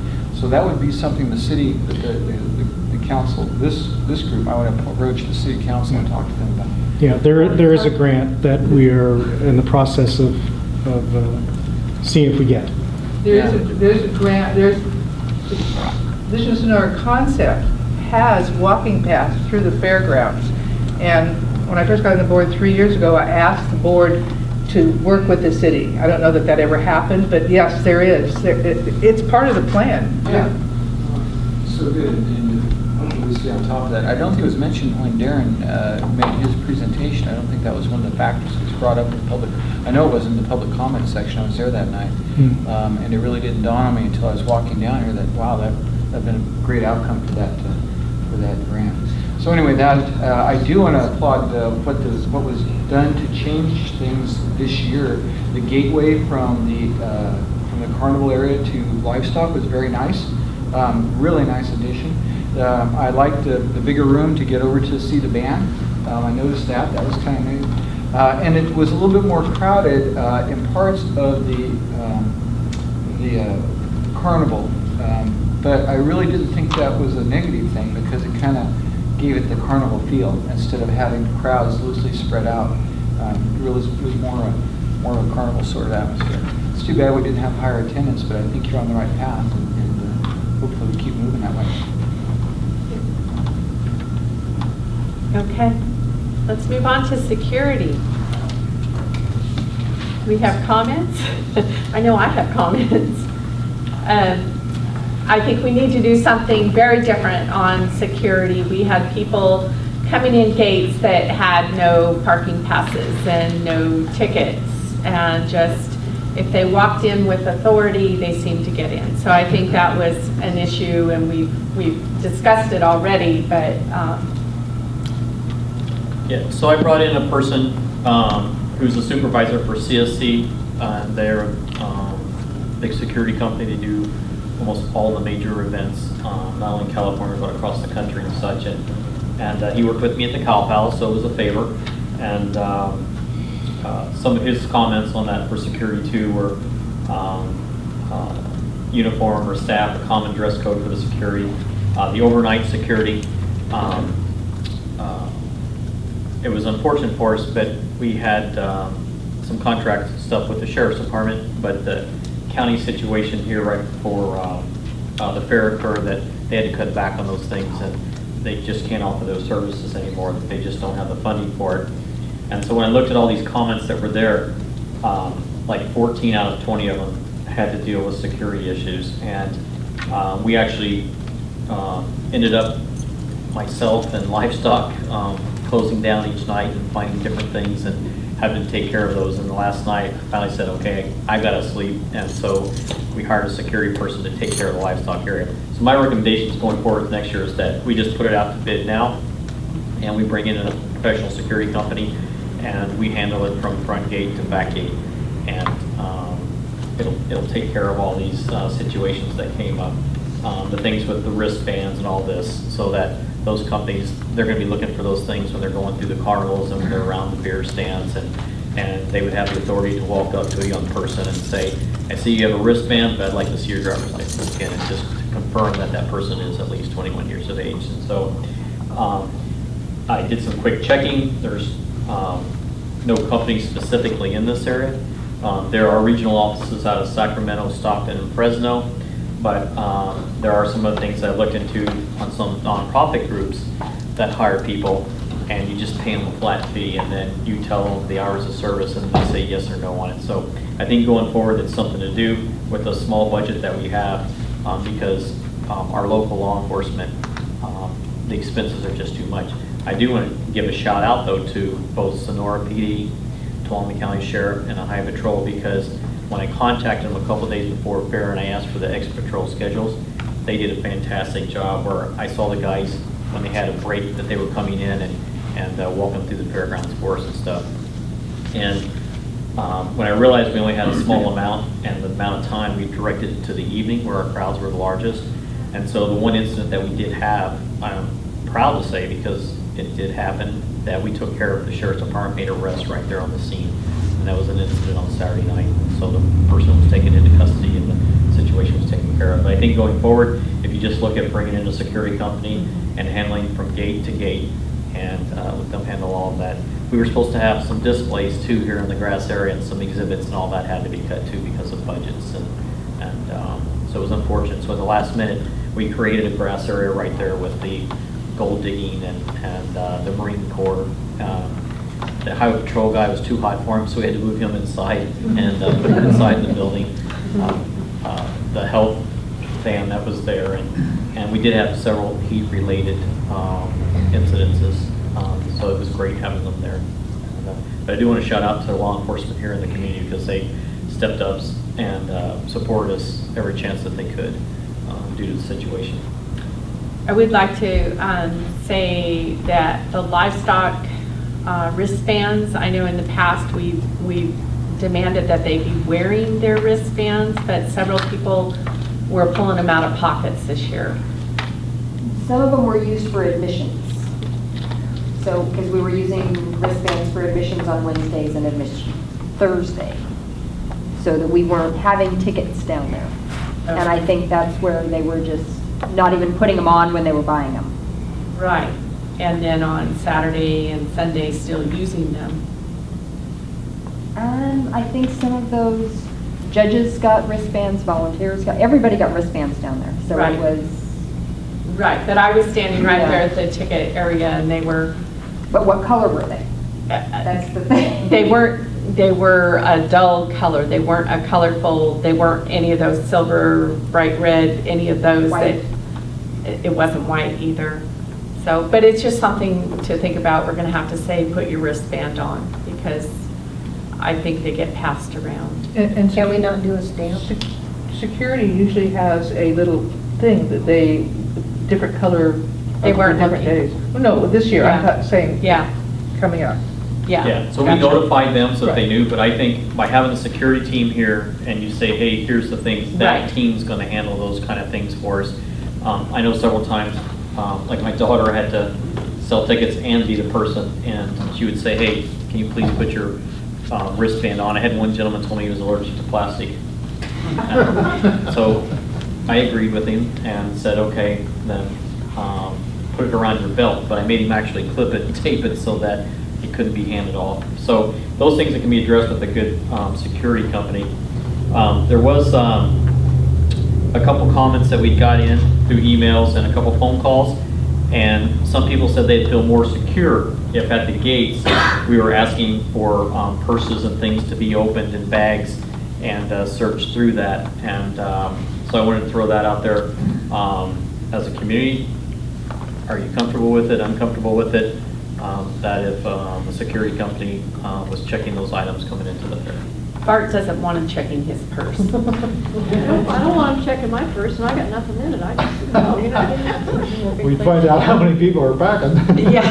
Well, so if they're only gonna check purses, that means the men are okay, you can go on in. Yeah. Right, good idea. Well, there's man purses. Backpacks. So much of Yeah, but you're not gonna find a whole lot of them. I think backpacks and ice chests, because I know some people were bringing ice chests into the arena. I thought that wasn't allowed. I thought we weren't allowed. It's not, but that's why we need a good security Yeah, to yeah, okay. handle those situations. There we go. Yeah. Okay, parking preferred vendor, livestock, and carnival, there are several areas of parking, and it's always an issue. Everybody wants a parking pass. Joe? And there was a lot of confusion. I mean, how many years have I done this fair, and I couldn't figure out where I was supposed to park, because when I came, the slab was empty, and then I see preferred parking. Okay, so it was the first day, and I had to unload some stuff, so I came in where the phenomenally wonderful DBA people who put in untold hours, and I said, where are the vendors parked? And a lady said, and I told Ken about this, I think he went and took her, she said, oh, you're a vendor, you can park wherever you want. And I said, no, I don't think so. So I went around the back, the gravel, with my assigned thing, and my spot was taken. Then I noticed it's a different color, that's the ag parking. So I drive back to the slab, and I asked those guys, where's vendor parking? And they said, we don't know. One of them called somebody and said, it's up there by the hookah lounge. I said, okay, no. At the night when I'm tired and carrying a boatload of money, I am not walking up that hill. I'm not doing it. So I found another place to park. But there was massive confusion. There was. And I know this fairgrounds, and I couldn't figure it out. So the people from out of town, God only knows where they. Yeah, we sent them up to the hookah lounge. Yeah. And it was a change, and traditionally, in your fairs, for your clientele, you want to put your clientele as close to the fairgrounds as possible. And so the back lot's already filled mostly with livestock and carnival overflow back there. And so this year I looked at, the hospital gave us permission. They now own the old hookah lounge building, which is going to be a pharmacy or something, so we're going on the hookah lounge. But, so that was a vendor area, and that's our apologies from the front office side, because we should have, when the vendor checked in, we should have said, hey, new this year is the vendor parking area. Here's a little map, here's where you're supposed to go, and it was like, Yeah. Well, and Kathy repeatedly would tell people how to get there, and they just looked at her with blank faces because they didn't know that area. A lot of them don't go to the hookah lounge.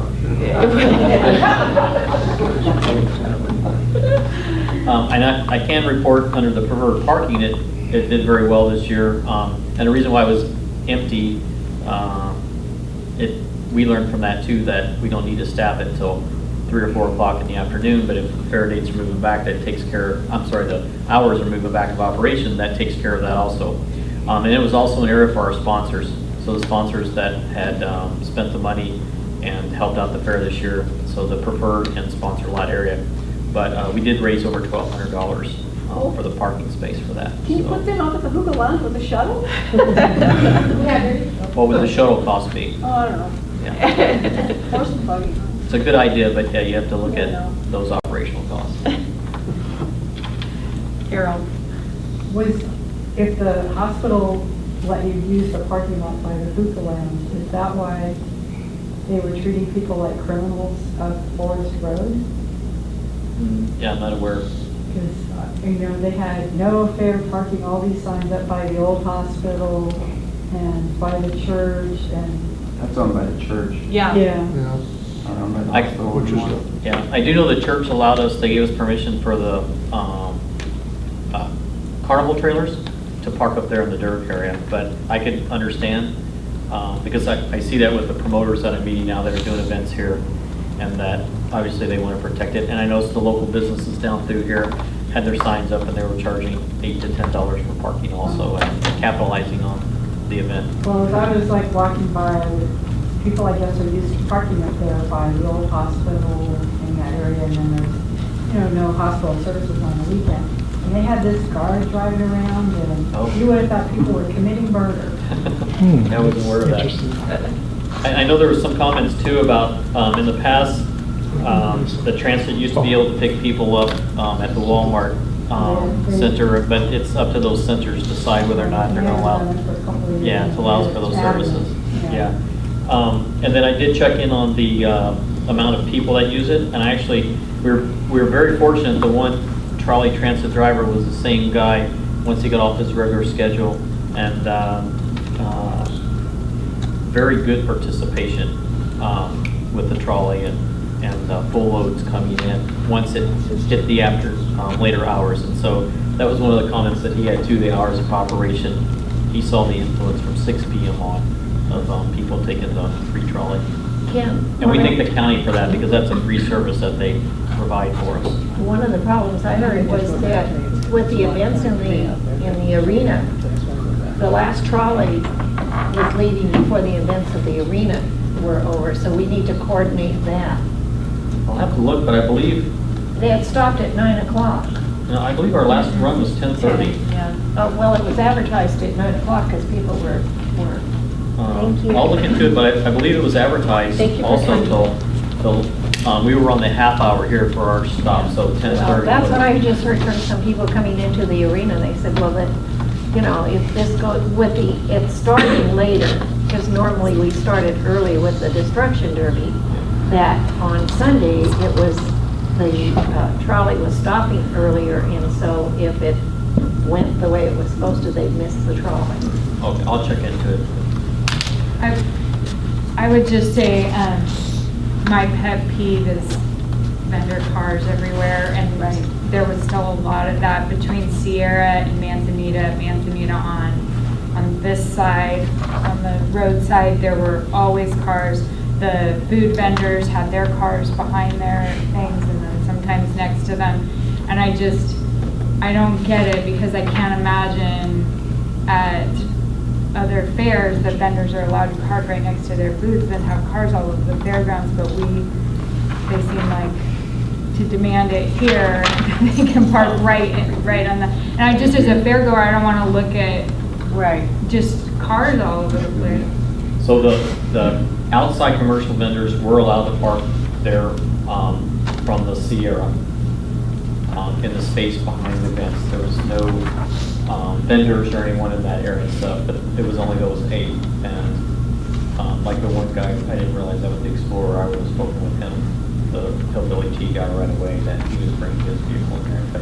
But it is done at a lot of other places. You try to push back. And their comments too were, hey, nobody's parking there, there's nothing there. Why push us back there? And I do understand that people see parking of 8 or 10 vehicles there. Do you do that or do you not do it? Do you leave the space open and just have this, or do you utilize it for parking? I don't know, it's one of those give and take things, but that was a decision that I made when they were coming arguing with me that, hey, there's 10 spaces right there. Why can't we park there? Where are you talking about? From the Sierra, so down to the RV dump. Yeah. So we had commercial vendors on this side, but on this side of the road we had nothing. And so on Saturday, I did tell them Saturday and Sunday that they could park those cars right there. And 3 of them were trailers with supplies. One was with Mountain Oasis. The one van was our street comedy guy with his equipment, and I saw a lot of just passenger cars though. Yeah. I wonder. And it was the commercial vendors. Yeah. The blanket guy was particularly nasty in his demands. And shockingly, as hot as it was, the blanket guy sold blankets. It was crazy. And he wasn't even a nice vendor. He wasn't very nice. Yeah. All right, let's talk about our sponsor dinner or events. Can we have a sponsor dinner? It wasn't a dinner, it was a, Can we have a sponsor dinner? And I think I suggested this a couple of years ago too, like most other fairs do, so you have the sponsor dinner for your sponsors like 2 days before the fair, and you treat them and the board cooks for them. And you have a steak dinner and you tell them how wonderful they are, and you serve them wine and you serve them food and you let them look around the fairgrounds, and then you don't have to worry about it during the fair. Right. One of the things too I'm going to ask is, I'm going to go back to our sponsors and see if it's something, do they even want it? Is it something that... Right. And we did, I heard the comments from years past and low attendance and stuff, so we went out there, we did the nice area, and called them all several days before, and said, hey, please be there. Ask a board member to be there, and other people, walking through each evening, and still had poor attendance. And it could be too because it was from 5:30 to 7, or we even sent it to 7:30 on Saturday and Sunday, hoping to get more attendance. But it might just be that they don't want to do it. So I think we just need to contact them and see if it is something, and then decide Do we do it the day before, a week before? Do it a day to a week before. And they have it inside of its pot, so it's not, they're not eating melted down hors d'oeuvres at 105 degrees. So it's something we need to think about. Before, you did kickoff dinners preceding the fair approximately 2 days, so they could walk through the remainder of the buildings and look at it. We did it right here right there. My feeling is, doing it before it's chaotic at best for most of us to try and put together something.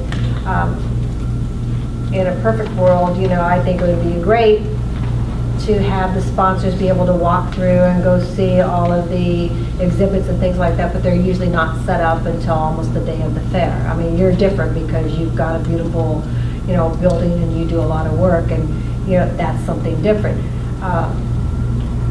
It was poor attendance last year, it was poor attendance this year. I would like to see maybe an after thank you, that the board would put together a dinner after the fact and thank those sponsors. Have a nice week and come serve. We could have the FFA, the 4-H kids come and help serve. Prior to that whole week, 2 weeks prior to the fair, to me, I think is really chaotic. And having sponsors come and try and go through, we're not ready for them. So to me, my feeling would be to have a nice event afterwards, a nice thank you for all the sponsors. Something to throw out. Because doing it during the event, having the cocktail hour and a half, everybody's involved down on Friday night, down at the auction, the dinner on Saturday night, the same thing. Sunday, they're just not around. So I think everything that Ryan did to set up the tent and the lights and all of that, I think was, it was, unfortunately, it wasn't worth the time that was spent and the effort that was spent. We had a few sponsors that came. So I think to have a designated time after the event that all sponsors, anybody who participated to come and we'll do a nice event for them afterward. That would be my suggestion. All right, lighting on the fairgrounds. I think this year was improved quite a bit, but the one area of concern that I had was from the office on the backside going towards the arena. If you were walking on that backside, it was pretty dark. I had to turn on my flashlight on my iPhone to get to my car in the office. It was pitch black. Yeah. Comments? The picnic tables. The picnic tables needed It's a dark area. Okay. And we've talked about it in years past.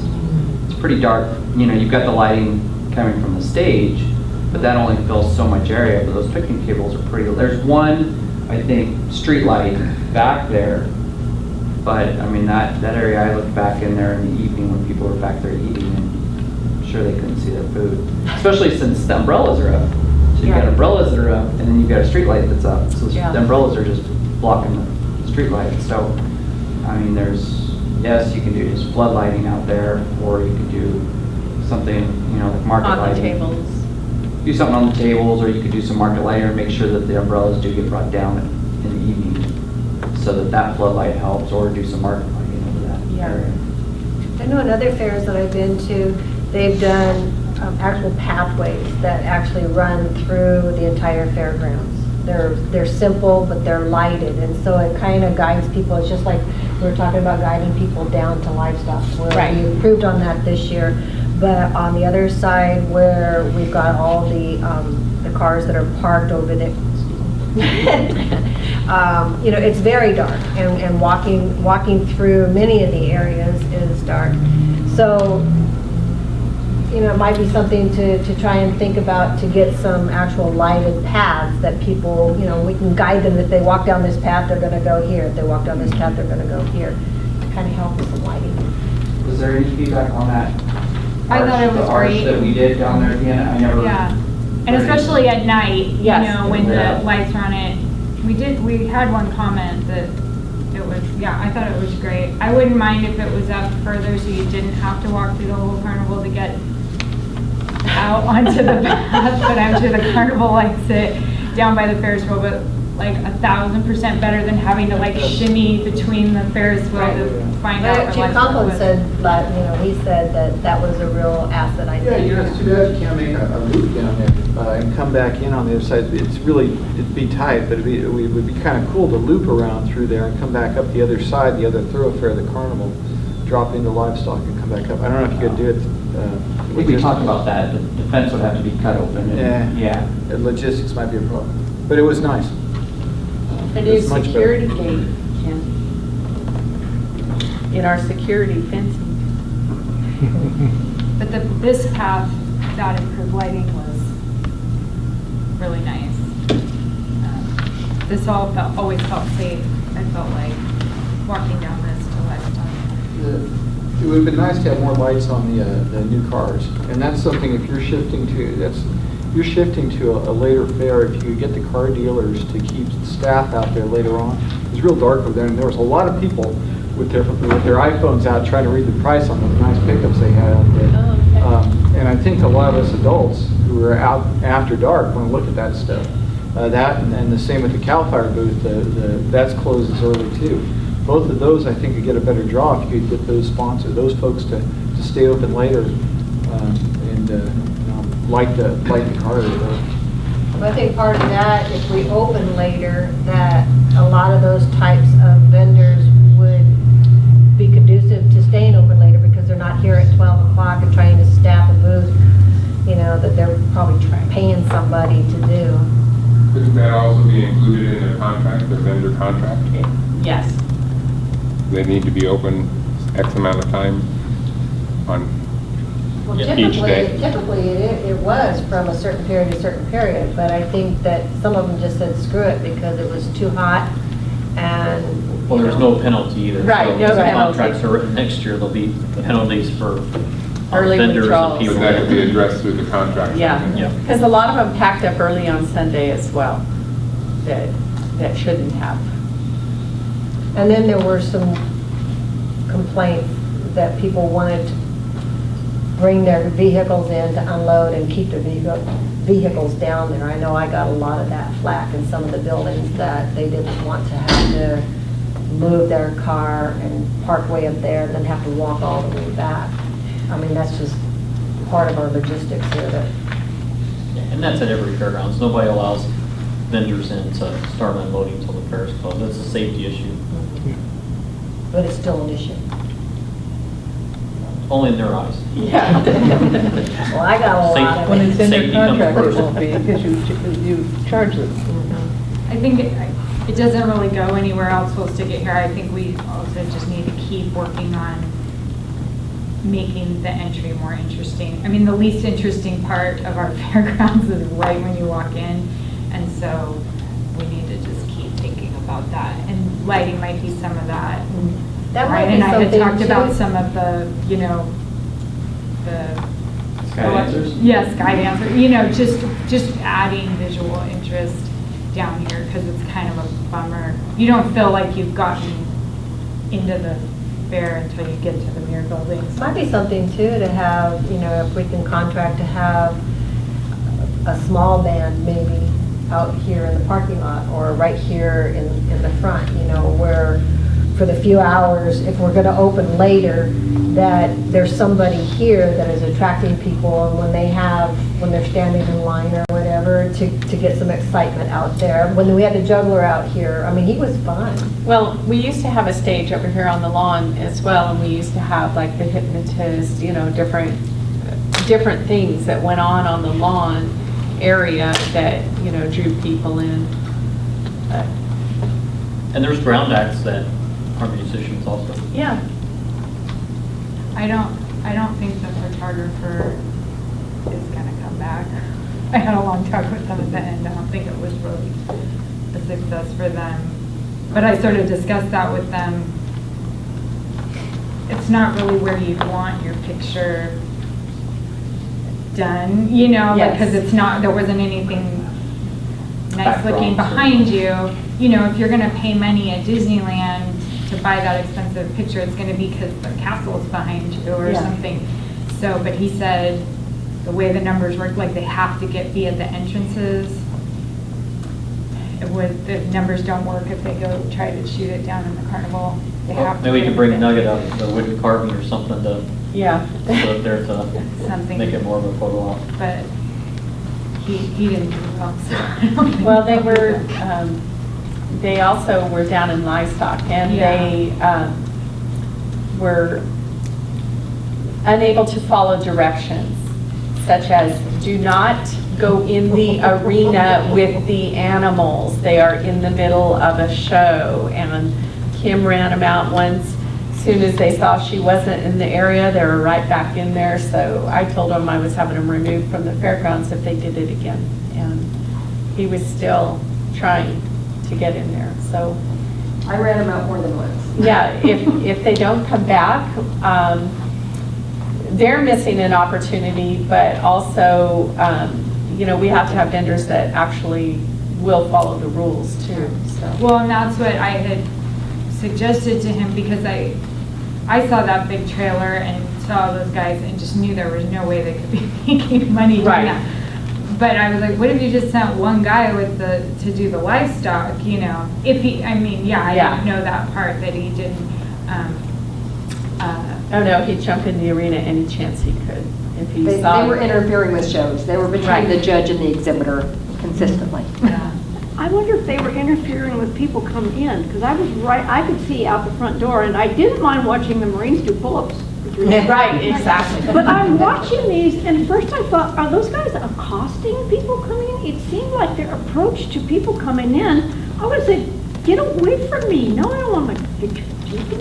that's their method, is that it's a numbers game. They said it doesn't really matter how many, you just have to take everybody's picture and you'll sell about the same percentage, so they just have to get I didn't think that was a good first impression for people coming. And if they don't have a backdrop, they should have been using green screens. Right. I mean, I just went to San Diego Zoo, and that's what every photographer spot. Like, we just stood there like this, and then we went up, and there were magically there's pandas in our hands, you know, my kids are holding pandas. It was all just edited right there. So, I mean, my photo booths that I provide for events can do green screen backdrops, so they should have been doing green screen Right. backdrops. And we originally talked about having your photo booths for Friday and Saturday for our Meet Me at the Fair idea that we ended up not doing. But I really like the idea of having your photo booth. And doing a green screen. Uh-huh. You know, if there is some great photos of the fair, previous fairs, you take that photo, you put that as the backdrop, Yeah. you know, in the green screen. Or someone else's fair. Someone else's fair. That's been done. Okay, let's talk livestock area. Carol. The trash was just so gross, and it was overflowing, and one near your auction thing smelled like something dead was in there. It was just nasty. Okay. And it did not get emptied, I thought, in a timely fashion. Okay.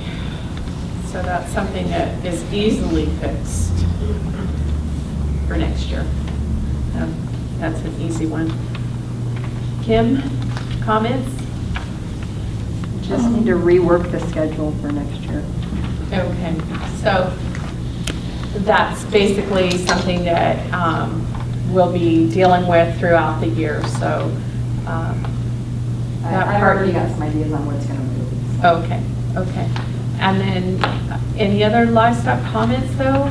Yeah, Sue Moore is on vacation this week, and she couldn't be here, so she gave me a little bit of a list. I can Edit read. your list. I'll go through it quickly. Okay, on general, she wanted to see a little bit more of the flowers in the planted boxes along the creek like it was further up on the grounds. Thank you, Penny. We really appreciate the remodeled livestock office, the painting and everything. It really looked great. It was. Thank you, Kim. And Stewart Kim and Livestock was Community. great to work with this year. Everything went really well. All of our volunteers this year received wrist wraps. We really appreciated that. I've been doing this for like 25 years, and I've always purchased my wrist wrap to volunteer. It's always been a sore spot, but I've always done it.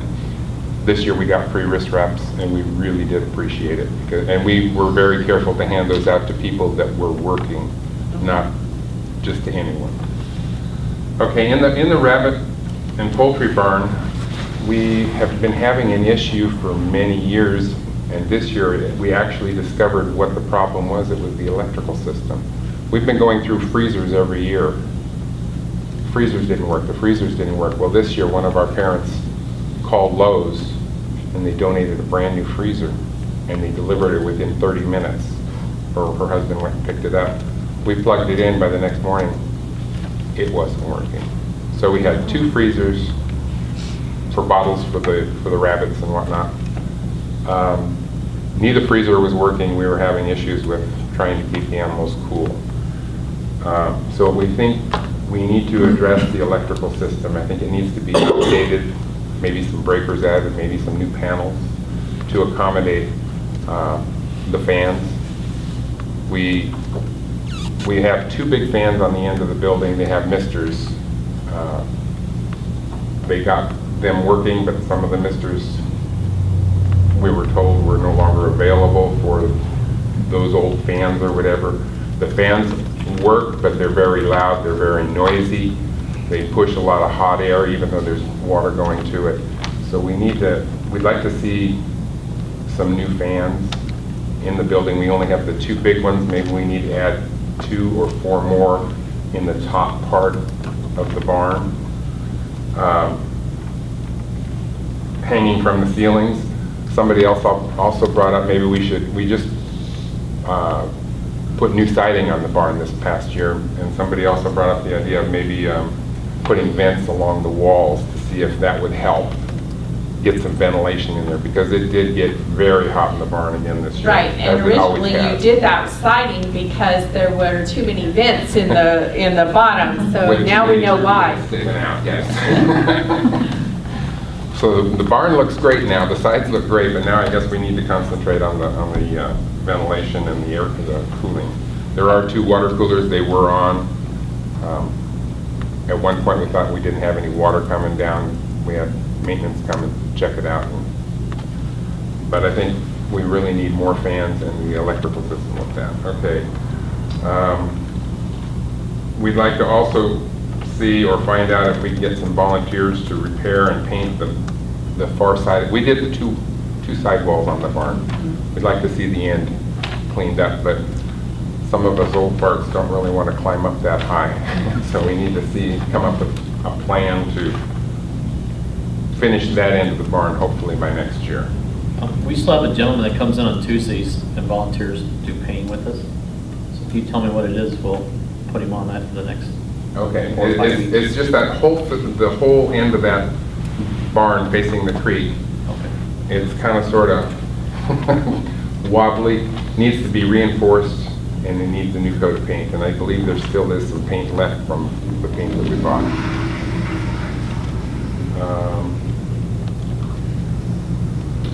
She says here, figure out a way to include band number or tattoo and breed variety on poultry and rabbit coop cards. It's an entries program thing, and the program will not do it. Okay. So, I've said this for 3 years. So, I don't know, I'm just reading what she's got down on here. Yeah. We have several pans on some of our cages down there, the pans on the underside. It's hell trying to get those pans in and out. We need to replace some of those pans.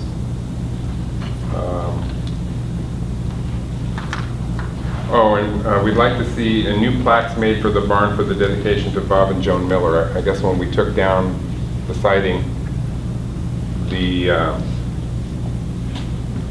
plaques were in pretty bad shape, and I don't think they got put back up, so they need to be redone or something. I'm not really sure what she meant by that. Were they saved?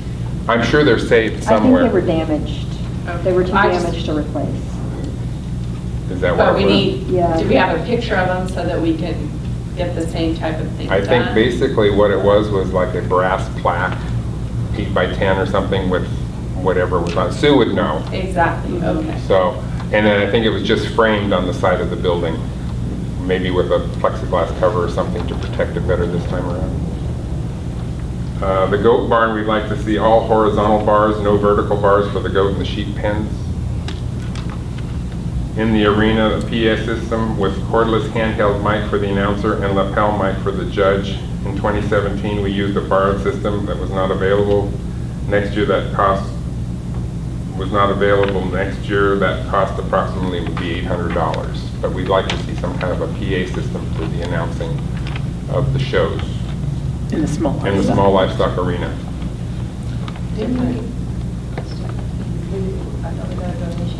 That's for the main arena. They're talking in the We're talking the small livestock arena That now. barn and the arena that gets used, they can't hear the judges. Right. There was a lot of participation from parents and stuff, but they just could not hear what the judges were saying, and they could, Couldn't hear Right. it. couldn't hear anything. It's particularly important during your rabbit show because as your judge is going down and doing your rabbits, they're talking out each of the rabbit calling, and that's where we did have a standalone system that happened to be in this county at that time that they were able to bring in. And this is the first year we had it, and it was really good because they could actually, we want the exhibitors to be educated through this process, and they want to hear about that. And so that worked really well, except for we were having trouble with the wireless mic, but the judge was great about using the other one. So a lapel microphone would be. It was trying, but it was.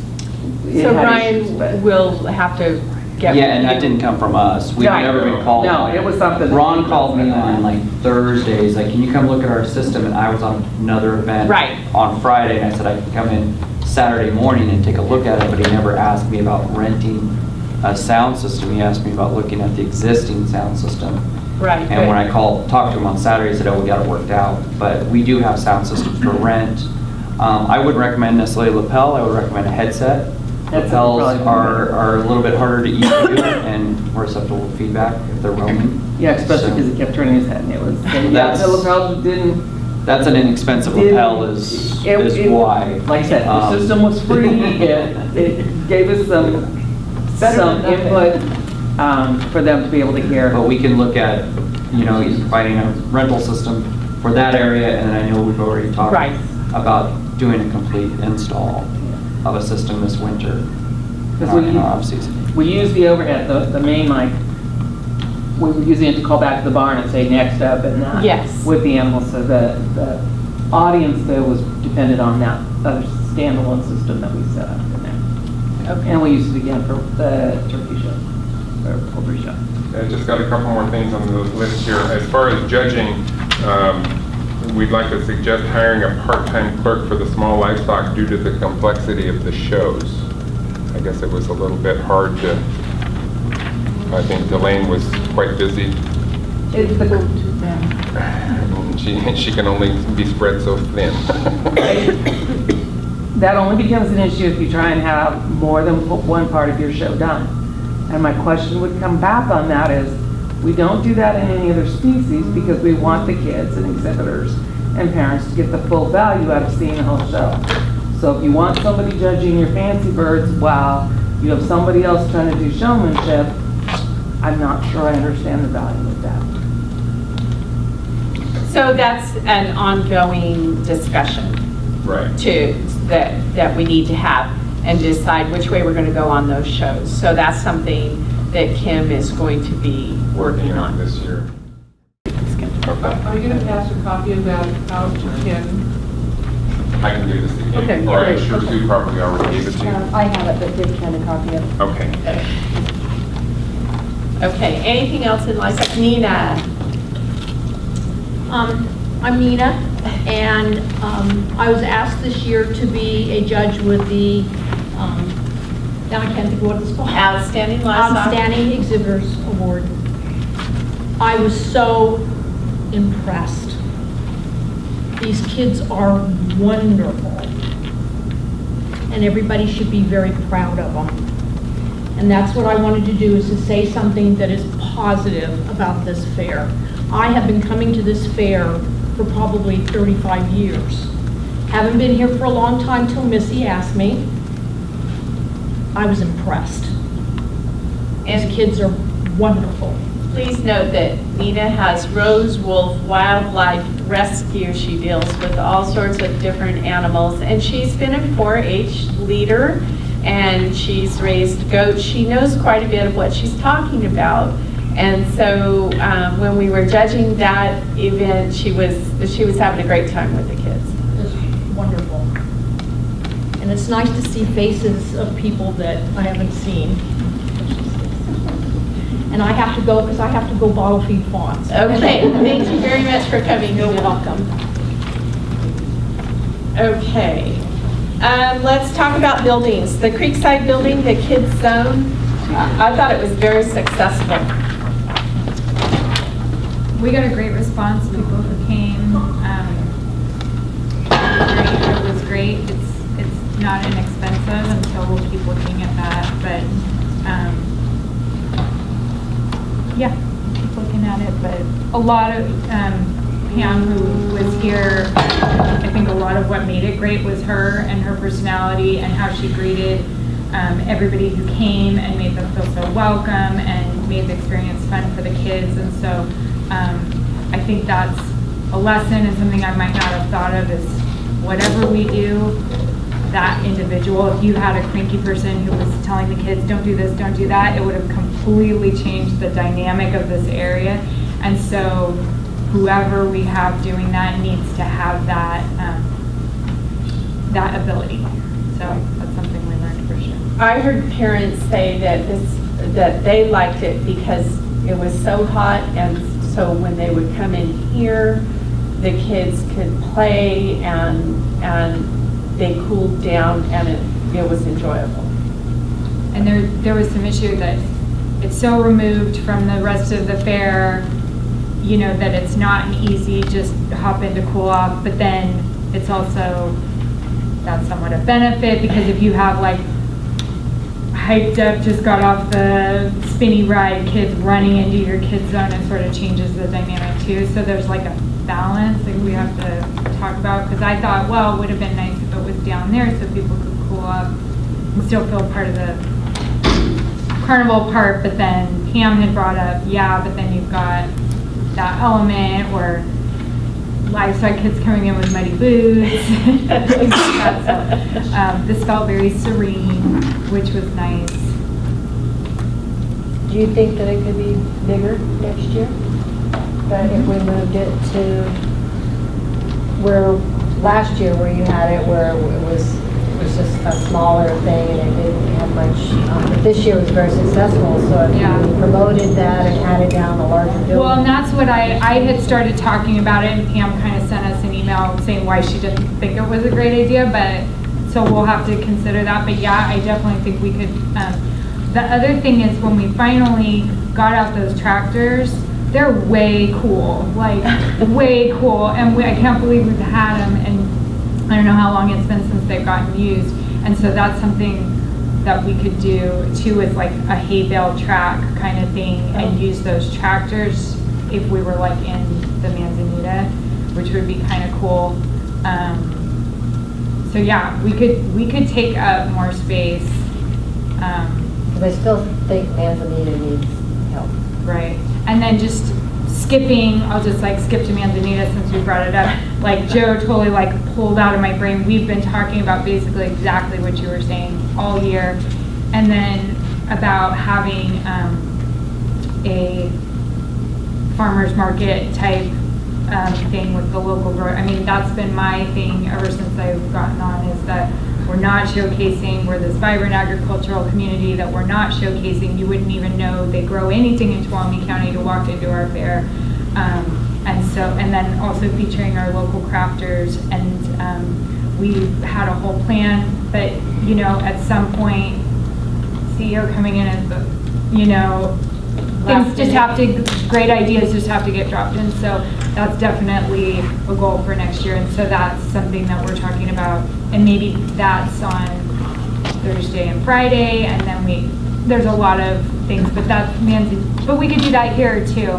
But yeah, exactly, like a $50, these tables for $50. So local crafters or have a edible day and a craft day, where local vendors also, because they can't commit to, like you said, 3 days sitting there the whole time. So if you could have one day from 3 to 10. Well, actually, maybe not. Saturday is really the cruncher for most of them because of the summer farmers market. Right. But I think that's very doable, and then sample the food and have people cooking with that food right there and charge them. You know, have the wine. I think that's a big time winner. Yeah.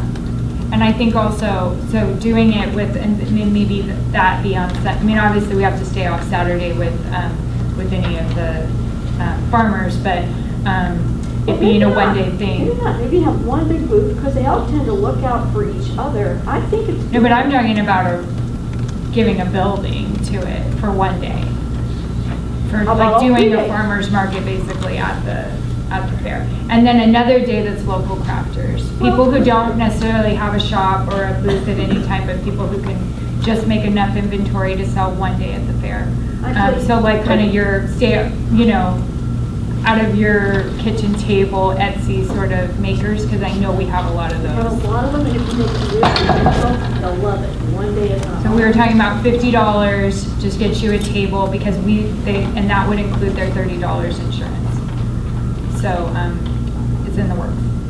Ken, are there... Just a thought, you're talking about this area not being super inviting, but if you bring that community feel, a lot of those farmers markets are setting up with tents and some table area for sampling and stuff, so you might have a great area here that doesn't necessarily have to have a building tied up, that could have that outdoor fun farmer market And then feel. also bringing in the judging component, like why don't we have the best display for the farmers, or like the best of Tuolumne, like they make a big basket and we judge, and then they get a big rosette that then they can put on their stand at the farmers market all summer long, that they were the best local farm in Tuolumne County and Lode Fair. I'll tell you, I would prefer it out here, like Delaine saying, only because if I'm going to the fair, I'm not going to buy a bunch of vegetables and cart them around the fair with me. I'm only going to buy them on my way out.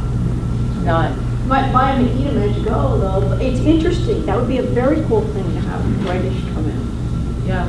I think you could use some of the local artists that do some of the metal sculptures and things. I think you could make it a really cute, gardeny, outdoor, welcoming area if you walk in. Do we have any additional laws that we have to adhere by being a state fair when we have local goods that people are tasting, that they have to go through any kind of a process to get approved to serve those types of things here? The county health department. The environmental health people. Right. So they'd all have to go through. If they're cooking or serving something, if they're just selling their vegetables. You have to. But we're talking, you know, I have to, yeah. Maren was talking about, you know, like baked goods and local pie contests and things like that, right? Well, they would have to do whatever Yeah. cottage kitchen. Right. There's it's too detailed to get in tonight, you know, for everybody, but that's very doable. Okay. So let's talk about our commercial vendors. Do you have more, Joe? No. Except, a lot of the reasons that people, the commercial vendors do this fair is because the application fee has been very reasonable. And then they all got fancy in Calaveras. It's just too expensive for a lot of people, but it's because there's so many people. So you're gonna have to keep that down to get people, like really down, like just to get some people. And then hopefully they have good experience and they come back. But I like the idea of a vendor loyalty program, and I'm not just speaking because I am one, but it would make sense because people start to look for, oh, good, you're here. Oh, I like your stuff. It's like the Christmas festival. I mean, people come looking for specific vendors. That's what happened out there in Calaveras. They go looking for the Oak Nuts person. They go looking for whomever. So does the stage, when they actually are doing something on the stage, does that help or hinder? It doesn't, I don't think, make a hillbillies, whatever. It doesn't make a difference. Okay. Now I know that the noise level when I do the Celtic Fair, I'm like closer than I am to that wall, to the main stage, and I mean, some of those bands are loud. And you just talk louder, and I don't think it makes a difference. Okay. What do you want to see different in that building? Just more people. Okay. That's all. It's real vendors, like, I love, the Junction, that's not a real vendor. The Republicans, the Democrats, okay, that's fine. But I don't think anybody, oh, I'm so excited, you can touch Republicans and Democrats. It's fair. I'm like, oh. Only if they're handing things out. Yeah, They're useful handing out things. fans, particularly. Fans, yeah, exactly. No, interesting things. It all goes back to interesting stuff. Okay. And they always want to be right there at the doorway. I know. Lode Fairs charge more for your doorway entrances. Yeah, we might have to look at that. Kathy will be on it. Okay, this. Wait a minute. Okay, sorry. Carol, sorry. I thought it was incredibly boring. So I would ask. Incredibly boring. And I felt so sorry for Bart because every time I went by, he was there by himself. So I thought he was exhausted. And I think Chicken Ranch deserved a huge thank you because they sold those, or gave away. They handed them out, yeah. Oh my God, those things were great. I don't know how many of you I sent down here, because that was. It's too bad they weren't handing them out Friday on, because it was just Sunday that I saw them. Oh, no, I got mine on Friday. Did you? Okay. Yeah. And Saturday, I think I brought some. I was in the wrong spot. Yeah, but For those of us who didn't see them, what are we talking about? It was a, cool wrap. it's a cool wrap, yeah. You Okay. just wet it, and hang it around your neck. It was very helpful. And that's funny because No. they asked the gal that got those, she said, how are those going over? I didn't know what to do, and I said, they're great. Oh, that was the best place to go, that and in here. But they were, where they were in the mirror building, it was really kind of dark. So, I think the setup of that was, I think it did a pretty good job of hiding how Empty it vacant was? Yeah. Yeah, which was good. I give, props for that. I can wrangle up vendors. I can fill that thing probably full of vendors, but they're not going to come back unless, Okay. it's a good experience for them, and it makes sense. They have to make some money over what the application fee was, so. Right. Wasn't there some vendors that are outside that could be inside where it's air conditioned? It's their choice. It's their choice. When they apply, if they want it, some want to be outside, they hear it's better outside, some say, no, it's better inside, so. The other comment I'll make on the vendors, since I sat there for $1,000. yes, you did. A lot of vendors sit there and they play on their iPhone. Yep. People are walking by. Yeah. You gotta get up and sell your product, Billy. You can't Yeah. just sit there and punch your I know, phone. I would walk right by and nobody said a word, Yeah. just, I could count on Joe though, she would say stuff to me. Well, I noticed, I tried to go to as many vendors as I could and ask how their experience was, and other than it being really hot and slow, they said this is what we do, and sometimes it's good, sometimes it's not. But I kind of agree with Carol. You walk into some of the buildings and it's so slow and it's boring and there's no excitement there. There's, like you said, Bart, people are talking on their cell phones or they're doing whatever and they're not out there engaging the crowd. And sometimes I'd go up and I'd stand there because the year before was my first year and a lot of people were complaining that board members didn't come and visit and, ask how things were going. And so I would try and do that. And I couldn't even get their attention. I got chewed out when I did that, our blanket vendor. This might sound really stupid, but I know I went to a restaurant once in Los Angeles because every time I drove by there was a line. I said, I got to go there to see what's up with that.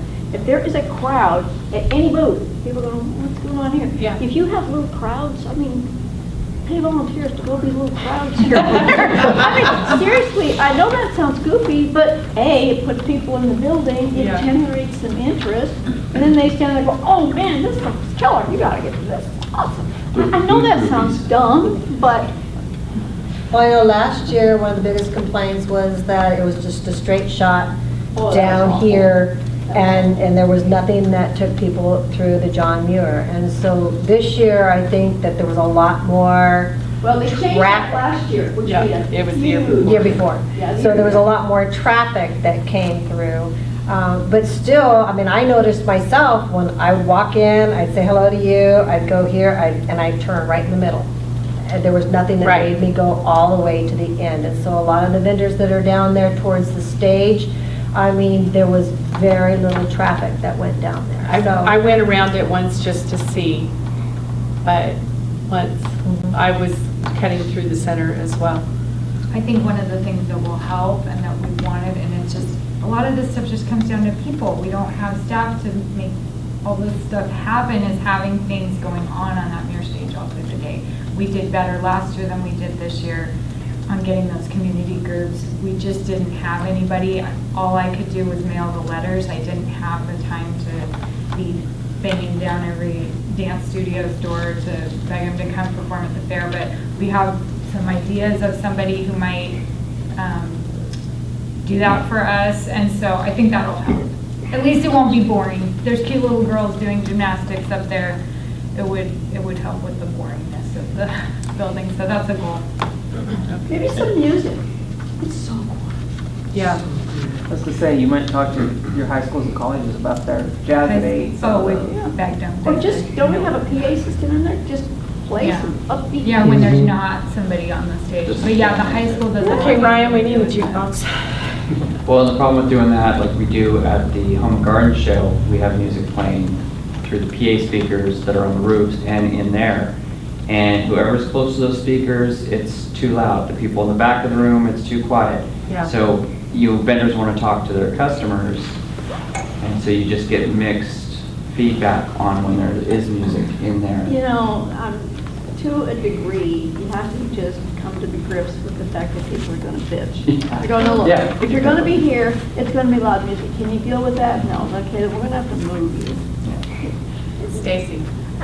One thing, you guys talking about the Chicken Ranch little cooling wraps. When you walk in each day, Calaveras, they were given, we got hats, and we got a bag, because we were going to fill up that bag with stuff as we walked through the other buildings and stuff.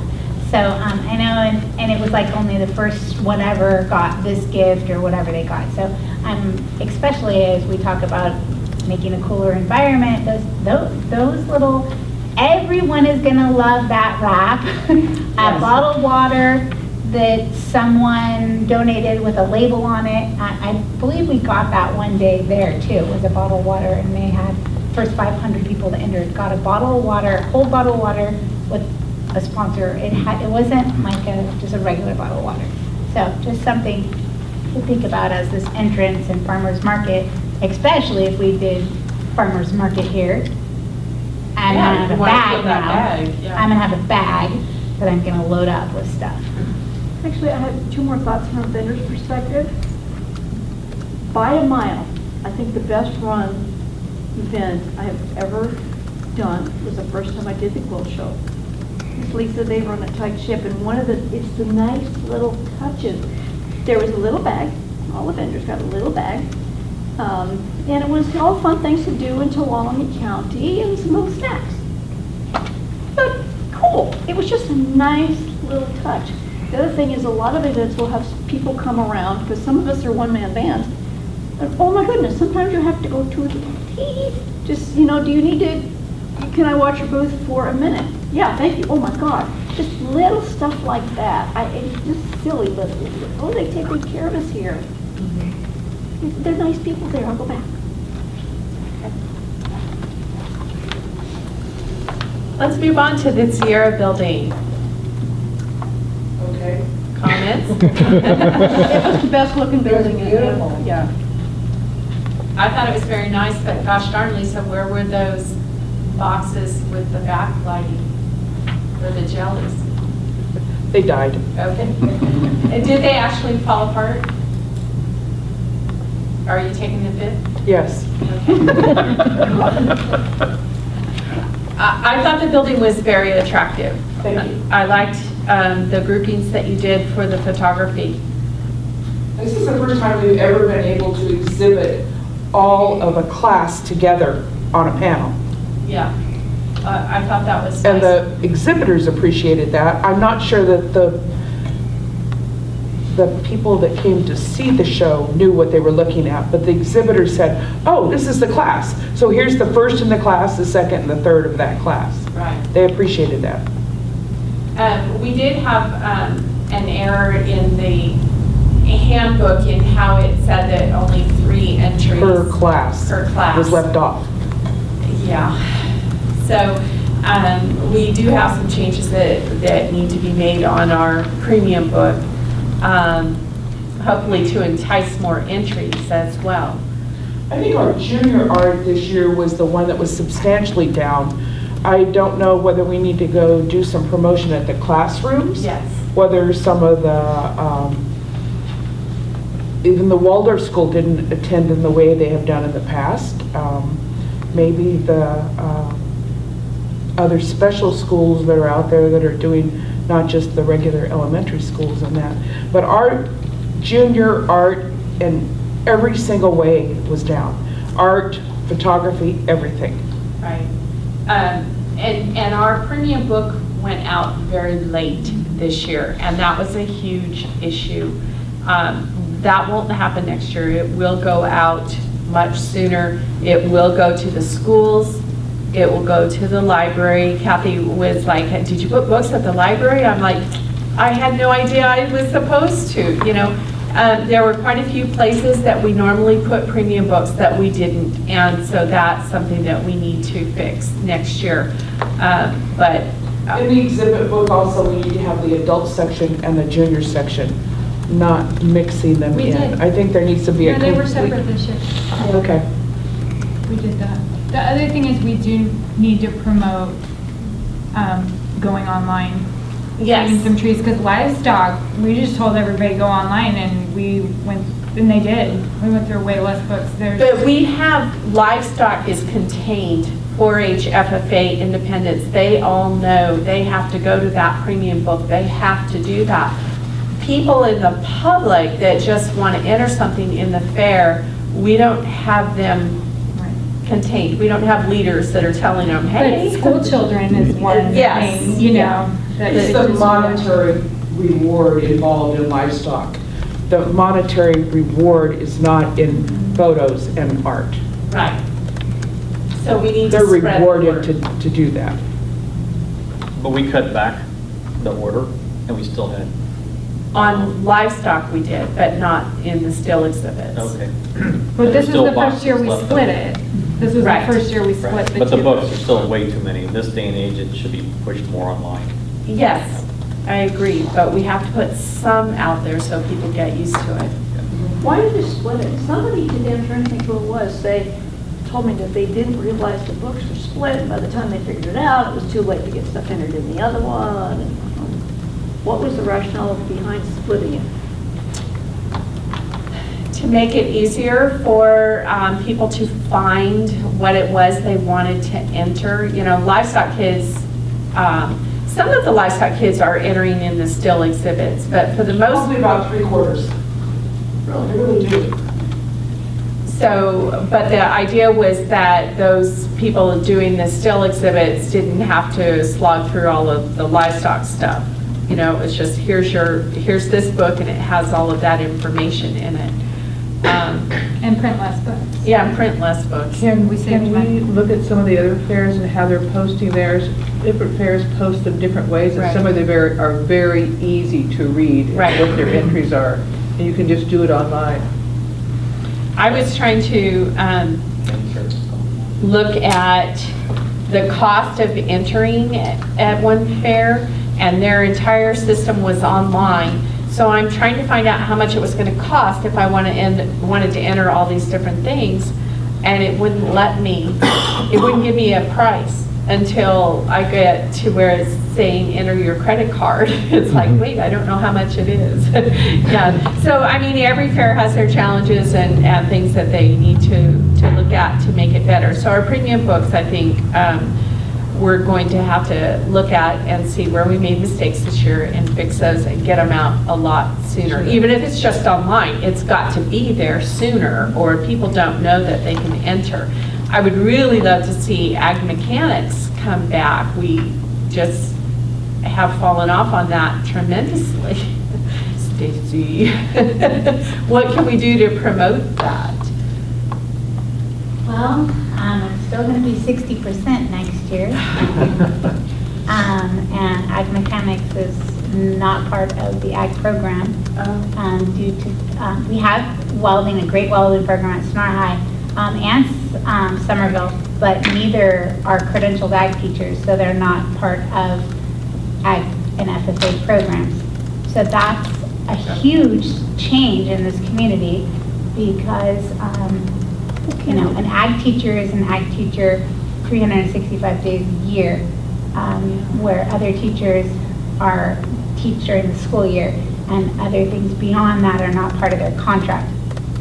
So with the welding at most schools, you know, fair is extra in the summer, and it takes time to get kids to do their entries and get the projects here and entered in and stuff, and that's not put back on the kids. My husband's an ag mechanics teacher at heart, so that's a week process of getting those fair entries, mechanics projects to fair too, and doing summertime finishing those projects and stuff. So that's going to be a reason why we don't have those numbers. I know Kathy Kellogg at Don Pedro, she has an ag mechanics program, and she really wants, her kids are doing them, and she really wants to, but again, one person program. Yeah. And so as she's still new to coming to our fair and stuff and to that program, so she would like to grow that. Well, don't they over at the other fair sell their ag mechanics? Isn't that a big thing at Friday night? They have a big auction Friday night of their stuff. A lot of fairs now, a lot of our county fairs are doing ag mechanics auctions. They're separate, and so they're doing an auction so those kids can make some money back on those projects that they're making. So that is another avenue. Ag Fest actually went from an auction to, it's more of a silent auction, like they have a limit bid, but then all week people can make offers on the projects and stuff. And that might be an easier way to go if we get some entries. Yeah. Well, it gives the exhibitor a reason to a motivation to make those Sponsorship for the reward is the bottom line. You can get it sponsored to pay off as a reward for first place, second place in each of the divisions. And their kids, it doesn't have to be a whole lot of money. When it comes to welding, it has to be a lot of money. Yeah. I want to just reiterate, you know, getting that, we put a lot of time into the books. I think both books and stuff, and I think there's lots of good positives that changed. I know as an advisor, using the book was a lot more helpful, and I felt like my kids, even though it was online, and we know our service around here is not so peachy, but still going online or the hard copy, it was a lot more user-friendly. But the lateness of it, I can tell you personally, I was saving for an entire year for my two children, for all of their little still exhibits. I was a bad mama, because I was driving down to Modesto to go to NASCO, and I go, oh my gosh, I made sure all my FFA members got their entries in. I made sure my son got his for the first time fair livestock entries in. I did not turn in his art and stuff. So I think being later, if I could have had it earlier and I took care of that when I wasn't worried about the animal part of it. So I don't know if in the future we can kind of probably have some different dates of those things due. Right. Piling all the entries in all one time, especially, I'm just going to say, I can't speak for 4-H, but FFA, we're one-person programs, and so you got to take care of the animal thing, and then... You entered, but you didn't turn exhibits in? No, I didn't even enter. And did I call you? No, I didn't enter. I didn't. They're all in a tub, because we had plans to enter those. I know a lot of people. I was a bad mom. All right. Anything else on the still exhibits, the Sierra building? Any judges' comments? I know one thing is the repeated things for lighting, and so Yeah. part of that lighting is the Sierra building itself, and it's something that we're already addressing that issue in, and so we're looking under a grant program for that too. And then I also directed Lisa after the fair to take one of the WFA passes, go around to other fairs, look at their displays, capture ideas, take pictures and things like that, and then hearing if we have broken items that we get them fixed during the what we call the off season here too. But also one of the things that I always do is that I look at businesses, and when they're going out of business or I'm at a yard sale or something, is there something there that can be used as a display item? Because what you use this year might work better next year for something else. And so grabbing all those ideas, and then if we get that, and if we start hearing these comments, then we can submit it out too, saying, hey, if anybody comes across this item, you know, like your furniture stores are great places when things are going out, because they were already displaying things for your department stores and stuff. And I know in Southern California, we really capitalized when one of the furniture stores went out of business of getting those display cases and such. So if you come across things like that in the community, to grab them or say, hey, would you donate this, you know, to the fair? The fair actually has a tax ID number, both federal and state, and so you don't have to go through a nonprofit to get a tax write-off. We can actually give you that piece of paper to get that write-off.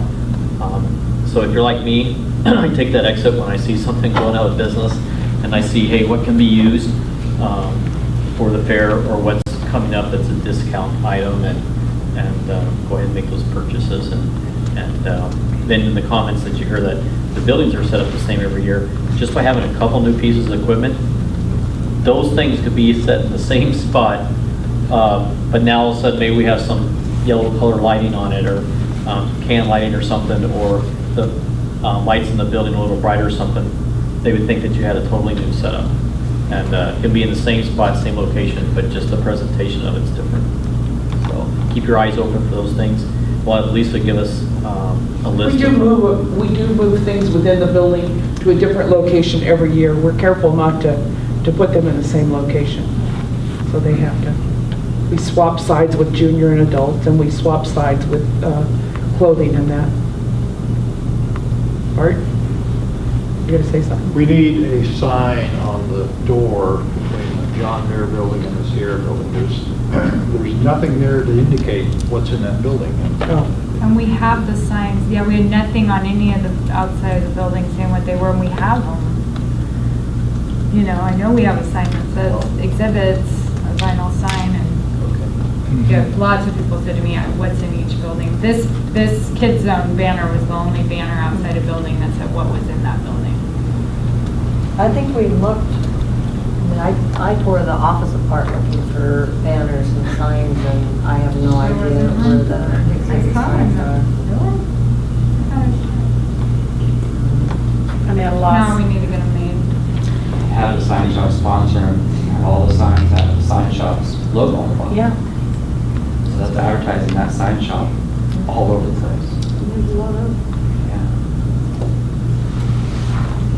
Okay, Manzanita Building, nonprofit booths was a little empty. Carol? It was quite pathetic, I thought. And that, when I went by, the Columbia College Foundation person couldn't have looked more bored, and didn't say anything to anybody, and talk to anybody. And that was a real missed opportunity for them. Yeah. And I was specifically looking for Larry Crabtree, so I found him. So I enjoyed finding him and talking to him, but it was pretty empty, and I didn't see anything that was that interesting. And I remember last year they had the gold pen art contest thing. Right. And I didn't see 2 years. anything like that. Was it 2 years ago? So one idea for the Manzanita building, not just for fair, but for year-round, is to renovate the building and kind of give it a country look on the inside. So one of the ideas is to bring the galvanized roofing material, come up the wall a third or half the way, put around it, the different lighting in the building, which we're already working on those grants, And because you have a kitchen in there now, it's an area that can be utilized. And I already talked to Mr. Fisher about coming back, maybe not in the livestock area, but in this building, and running a food service, but also by putting 4 or 5 TVs in there and creating kind of like a sports bar effect. And so we attract the crowd that's 21 through 40 years of age. It's also a building that's nice for a cooling center.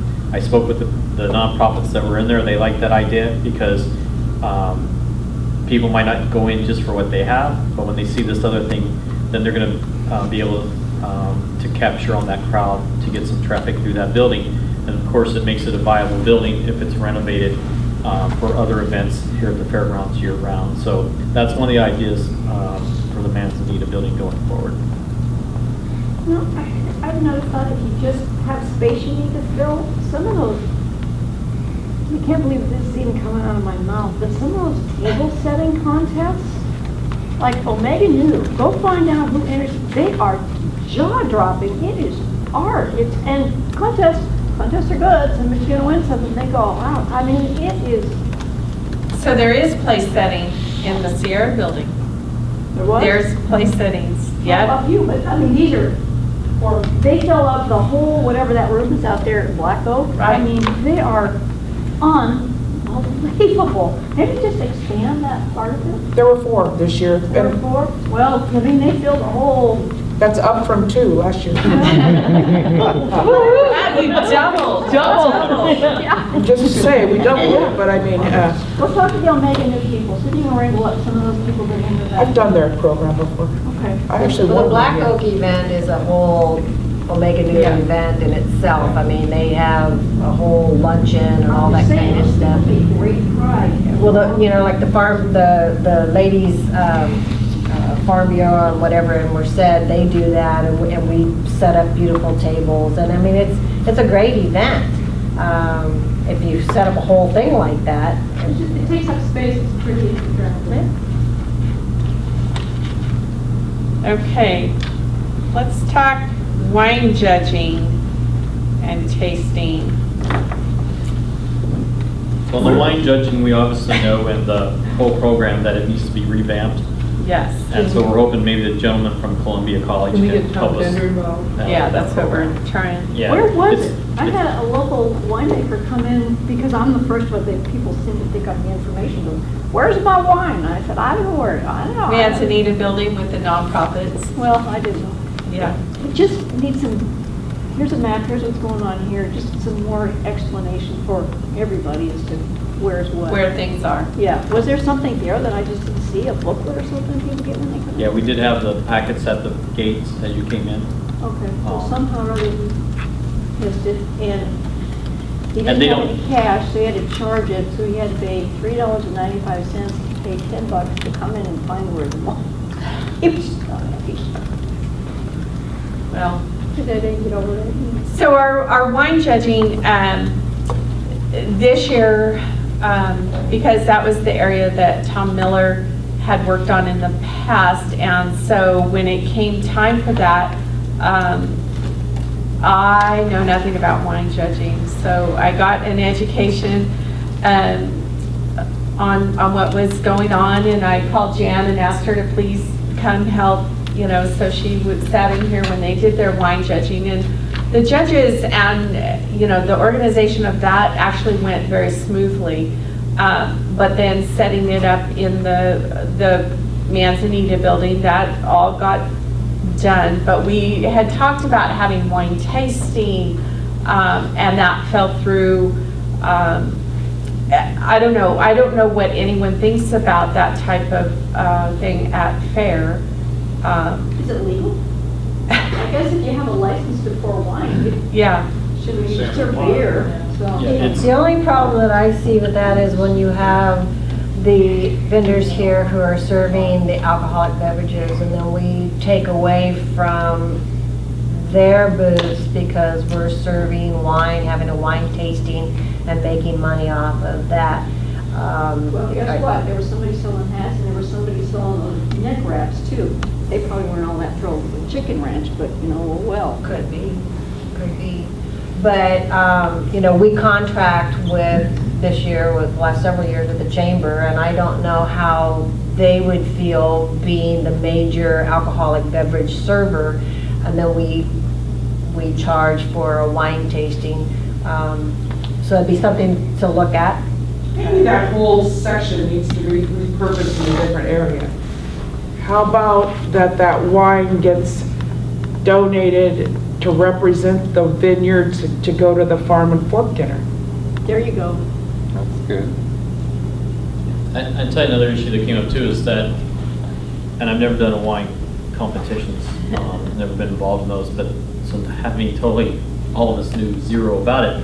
What we found out from the wineries too is this late in the year, they don't have wine left also, and so that's why a few of them didn't participate, which I never thought about, but their season comes in. I've worked that wine After program the for fair. many years, and You know, they're not just generally very happy people about any of our wine presentations. That's baloney, Ken, because we have a wine label, and if you know you're gonna enter it in the fair, then you hang on to a couple of bottles. So we ran out of wine, it was one bottle, one, two. They asked for 3. Yes, Okay, which we're three. gonna change. I mean, if we're gonna continue on, we didn't Why do you need need 3. 3? It sounds like a big party with a Yeah, I think it really seriously needs to be looked at as something that the fair needs to do, because no one really knows how to do it, and don't do it if it's not going to be a good display. If you're gonna serve and, it, you'll get people. I would think though that, I mean, if you want to do something like that, we could do a totally separate event and do a wine crush and then have a wine tasting. I mean, we did that in Merced, and it was a lot of fun. We had a lot of novices that came, and we actually, you know, took our shoes off and we did the wine crush, and, you know, I mean, it was a lot of fun. Didn't drink that wine, but we had a lot of wine tasting, and it was a blast, but it was a totally separate event during wine harvest or grape harvest and things like that. It's another type of event. I don't know that it's conducive to doing it at the fair, the family event at the fair, to have a wine tasting. I don't agree with that. My suggestion is you don't do it unless you find somebody who knows how to do it correctly, because Yeah. it sounds like And you there's could been do a a wine poor and- presentation the last 3, 4, Well, 5 years. these people were not certified judges to start with. You know, they had, I guess they're certified or whatever. So they were just people that drank wine, that belonged to wine clubs. I thought they were certified judges. No, they're not. In the past, the judges actually were people that came from Lodi.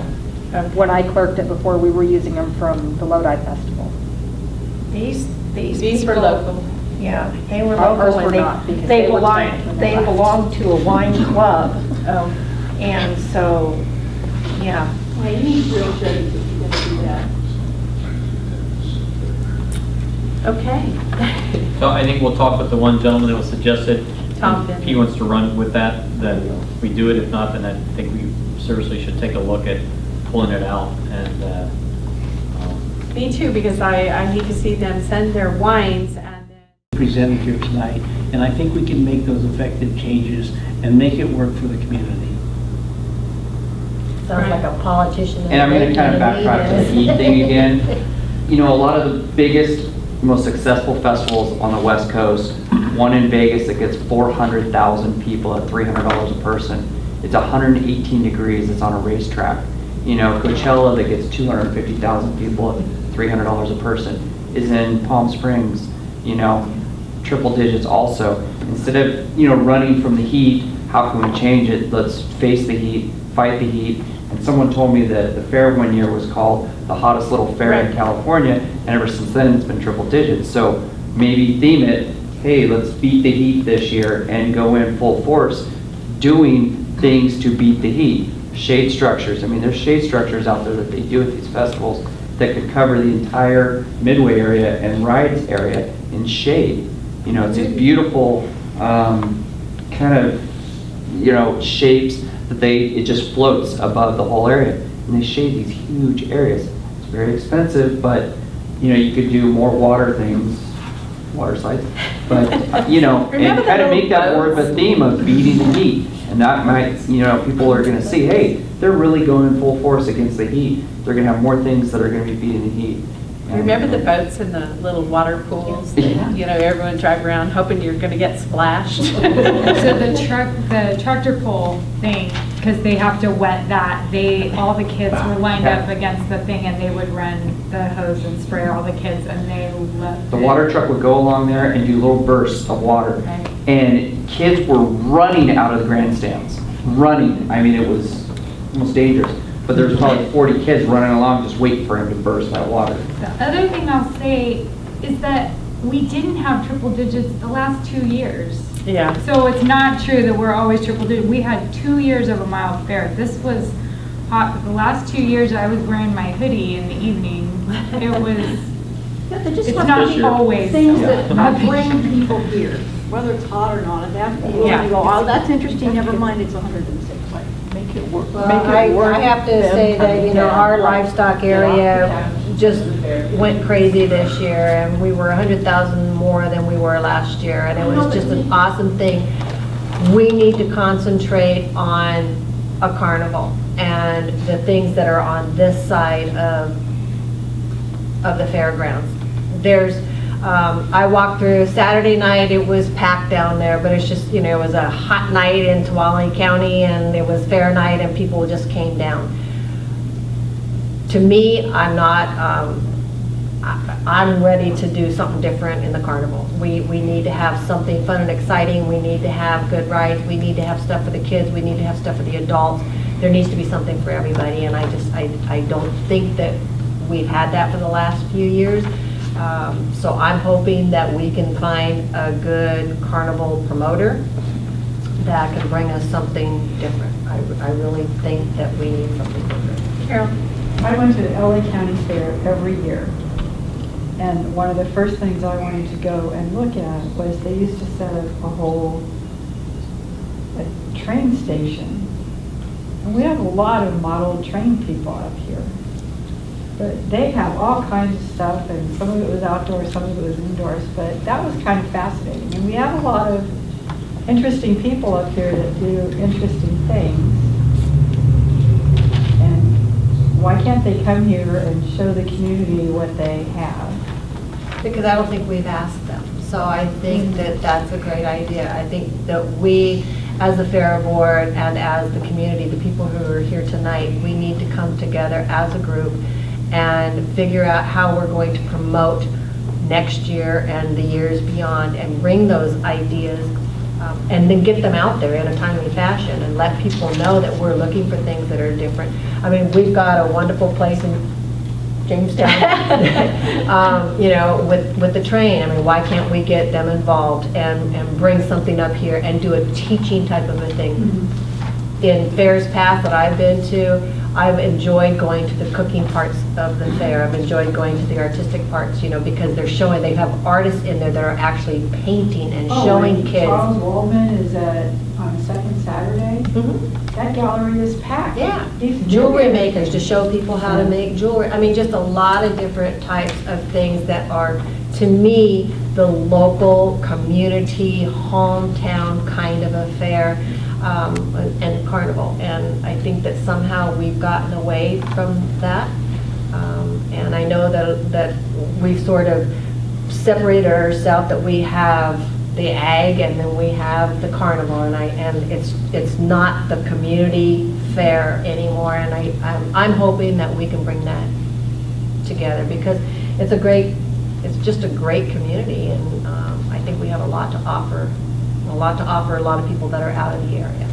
There must be something we can do with Columbia. I mean, that is such a special, unique place. A couple of years ago, there was kind of like a mining encampment thing right out there. It was always empty. Let's get some docents there. The Celtic Fair, I think Friday is a cool day. It's Kids Day. Everybody is there teaching kids about that hunk of history. So yeah, showing people how to do stuff. People like learning things, even if they don't know they want to learn that, because they love it. Oh, it's cool. Well, I have an idea, and people are going to look at me like I'm crazy, but I have just become involved in something with my dog that has become very, very popular. It's on TV and everything else now. It's dock diving. And now that you can have water, these dock diving schools are they're just coming up all over the place. And it's, with people with dogs are just going crazy over this. And you got a lot of dog owners in this country. And so it's a fun thing. You can see it on TV, and they had it up in Sacramento. And people can actually try and see if their dog is interested in this, as well as they have dogs that perform. And it's a big draw everywhere. I mean, I know people that are going up to Washington this weekend just to go into one of these dog diving things. And they're all over. Yeah, dog agility, there's quite a bit of. Well, you can't do Actually, the, Western Fairs was We saw- advertising yeah. it a couple of years ago Yeah. as coming to their fair. And I as I recall, it was wiener dogs. oh, they have those races. Yeah. You can't do, in the summertime, you can't do the agility, you can't do that on the fairgrounds in the summertime, but you can do dock diving. And if you have an empty spot, it takes up a huge amount with the swimming pool. Right. How about this dog show? Thank you for coming. They have one up here at the fairgrounds in October. A few points Yes. before we close. So there was comments about recycling on the fairgrounds, so I followed up with that. This community actually does not do recycling through your local waste management program. And so then I asked, could we get special containers? They don't provide those. I asked, could we, if we produce our containers and do it, could they track it for us? Because the state agency, we're supposed to be recycling so much, they didn't have that capability. So our concern now is that if our employees are taking it there, if we turn in too much recycling, that they get taxed on it because of a certain amount. So that's why I tried to set us up our own account, couldn't do it. So we are still working on the recycling. Who did you talk to? The ladies at the waste management company here. Oh, no. Yeah. No, I don't, that's a whole crock. They told me the city of Sonora doesn't have a program, they don't offer, and And so that that. is absolutely not true, so let me help you with that. Okay. I'll I get did your you, recycling for you, and let I'll me get tell you you, her it name. was disgusting. yeah. So internally, we've started a program here now. I still got how we get it turned in where our employees don't get, taxed on it later because, and then that was a question I asked too, because I know where I live, when you go, you have to give your driver's license and they record it. And They do here too. Yeah, and if you get so much money, then it gets turned in. And so Tax that's bill. why I asked, can I do it under a business name? Because And I you was live told in no, that they don't California. offer Yeah. that program. So I'll get you that information then and we'll go to task with them. Yeah. On the volunteers, yes, we'd still like to have a great volunteer program. It was a great idea, it just didn't take off, so maybe we have some time now to work on it. One of the things we were kicking around was a name for it, and so we come up with an acronym called FUSS. And so, because we'd want to make a fuss over people and stuff through our volunteer program, and so it'd be the Fair's United Support System or the Fair's Ultimate Support System. So we thought it'd kind of be cool if people have the names, so then they'd walk up and ask them, what's the fuss all about? And it's about our volunteer program. So we will continue to look at that. The uniforms for groups that are working here, whether it's the chambers and the other ones, that's already been addressed. And that had come up, and we had an issue with the beer vendor this year not supplying them. I physically had to get on the phone and call late at night to get the people back up here and stuff. And so there's ways to remedy that where we just don't invite them back, and we go with the other distributor. And They said there was only one, and that's why they were vulnerable. no, there's two. There's one that handles Coors products and other things, and one that handles Bud products and certain things. And so you couldn't totally keep one out year-round, because like at Celtic Fair, the type of beers that they need serviced are with the one that we had issues with. Right. But there's other events that are coming in that only want to use the Bud products because they don't like doing business with it. So that's something that we can remedy going forward. And we actually had to do everything. We put the tents up over the trailers, and we cooled the spouts and the spigots off. And I checked the pressure that it was being poured at and all those things. And it was sad. You could even tell that we had a beer garden if you looked at the area. I commented that I had more beer signage in my garage than, and I don't even drink, than what he put out there, which was 0. So the Bud actually had a banner hanging in the Coors Light area, and so that's been addressed, and I know it was frustrating for the chamber too, and what they had to go through, and so we're going to do what we can on our side to help and push them towards that. The other item that had come up,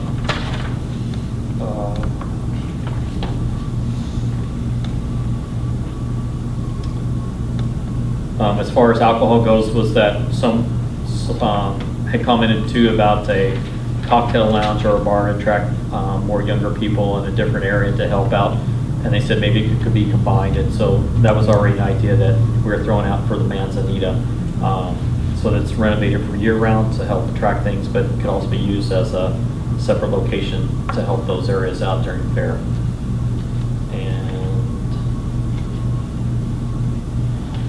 On the beer booth, Ken, we need to make sure that at the arena beer booth, that once the arena events start, that they move their volunteers over to inside the fence, because we had too many people going in and out to go outside to get a beer because there was more people serving outside than inside. So once an event starts, then they either have to shift their volunteers over there. Okay, and I think part of that too might have been Shirley went down on us with the related deal, and I think she was part of that. So Brian had to try to pick up and try to think of all those things. But that's a good point, that to make sure it's open. Yeah, and and I ready to don't go. think we ever thought of that before. Yeah. Also, that we need to those barricades, those bicycle racks or something to go up so that you have a single file of people coming in where you can just get a ticket, and then the other gate that has to be unlocked at all times, we need a volunteer on that one with a barricade so that people going out can get stamped and go out that way. Because we were stamping people as they came in, and we changed from the ticket stubs to the stamps, and we need stamps that different colors than the ones coming in for admission, and then different little designs or whatever, so we can tell the difference. Okay. Okay, and part of that with a good security company that's have what they call out their trained crowd managers, and so those people have certifications in that. So we probably should have someone that's on that gate anyway, because it's an emergency vehicle exit, and the same way with monitoring our front and our back gates too. So those are great points. One of the suggestions too was that, and it kind of goes along this line that everybody's suggesting here for things, is that we offer a different type of discount, maybe kind of along the same lines as what Joe was talking about for the commercial vendors, but for the nonprofits too. I know we already give them a pretty good discount. Right. But someone here had offered that return discount loyalty program. Yeah. So, and I think that's it on the emails and phone calls that we received. This other person offered a fun water zone, and I really like that idea. What Ryan just said, beat the heat, you know, even as a fair theme, and with water games, cooling zones, slides, kiddie splash pools, etc. Of course, it'll be 85 degrees. Yeah. If this was the kids zone and we put that on that lawn, we've got the whole lawn in front of here. So we'll change it to beat the cool heat. Yeah. So, hey, if that's what it takes, then we'll go with it and Deal with it. use the same theme every year. Yeah. That's it for me. Okay. Does anybody else have anything they have to offer? Okay. So I said I'd move public comment to the end, but I think the public has already commented. Well, actually, I would add something. Okay. Because I went to the Transit Commission meeting today, and so the unruly, whatever fest it is that's coming. Brew and Q. Yes. The commission voted to provide them with free transit service when they're a for-profit organization. So I would be really pissed if I was Patrick Carnahan and the Celtic Festival because they pay for their shuttle service. So I'm just throwing that out there because the transit system is not to be a shuttle service. And so they went and got the Visitors Bureau to sponsor them, so now they're pretending they're nonprofit. The whole thing I thought was very hinky. And I think that's very unfair to a lot of other organizations that have come here to use the fairgrounds and have had to pay for their shuttle service, which doesn't impede the event at all, but that's sending a very interesting message that you should be aware of. Okay. And Patrick Carnahan's going to have to probably go do the same thing to get that kind of deal, huh? Except that isn't a fair, that's not a Mother Lode Fair issue. That's a private event issue that they would have to direct to the board or to the transit. Right. I didn't see how that was any different than today. What I saw today.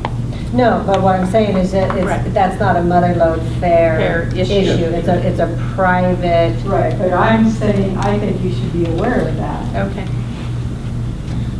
All right. Anything else? Can we have a motion to adjourn the meeting? I make a motion. I second it. It's been moved and seconded. We adjourn the meeting. Those in favor? Aye. Aye. Yes. Yes. Yes. Yes. The meeting's adjourned. Thank you. Thank you, everyone.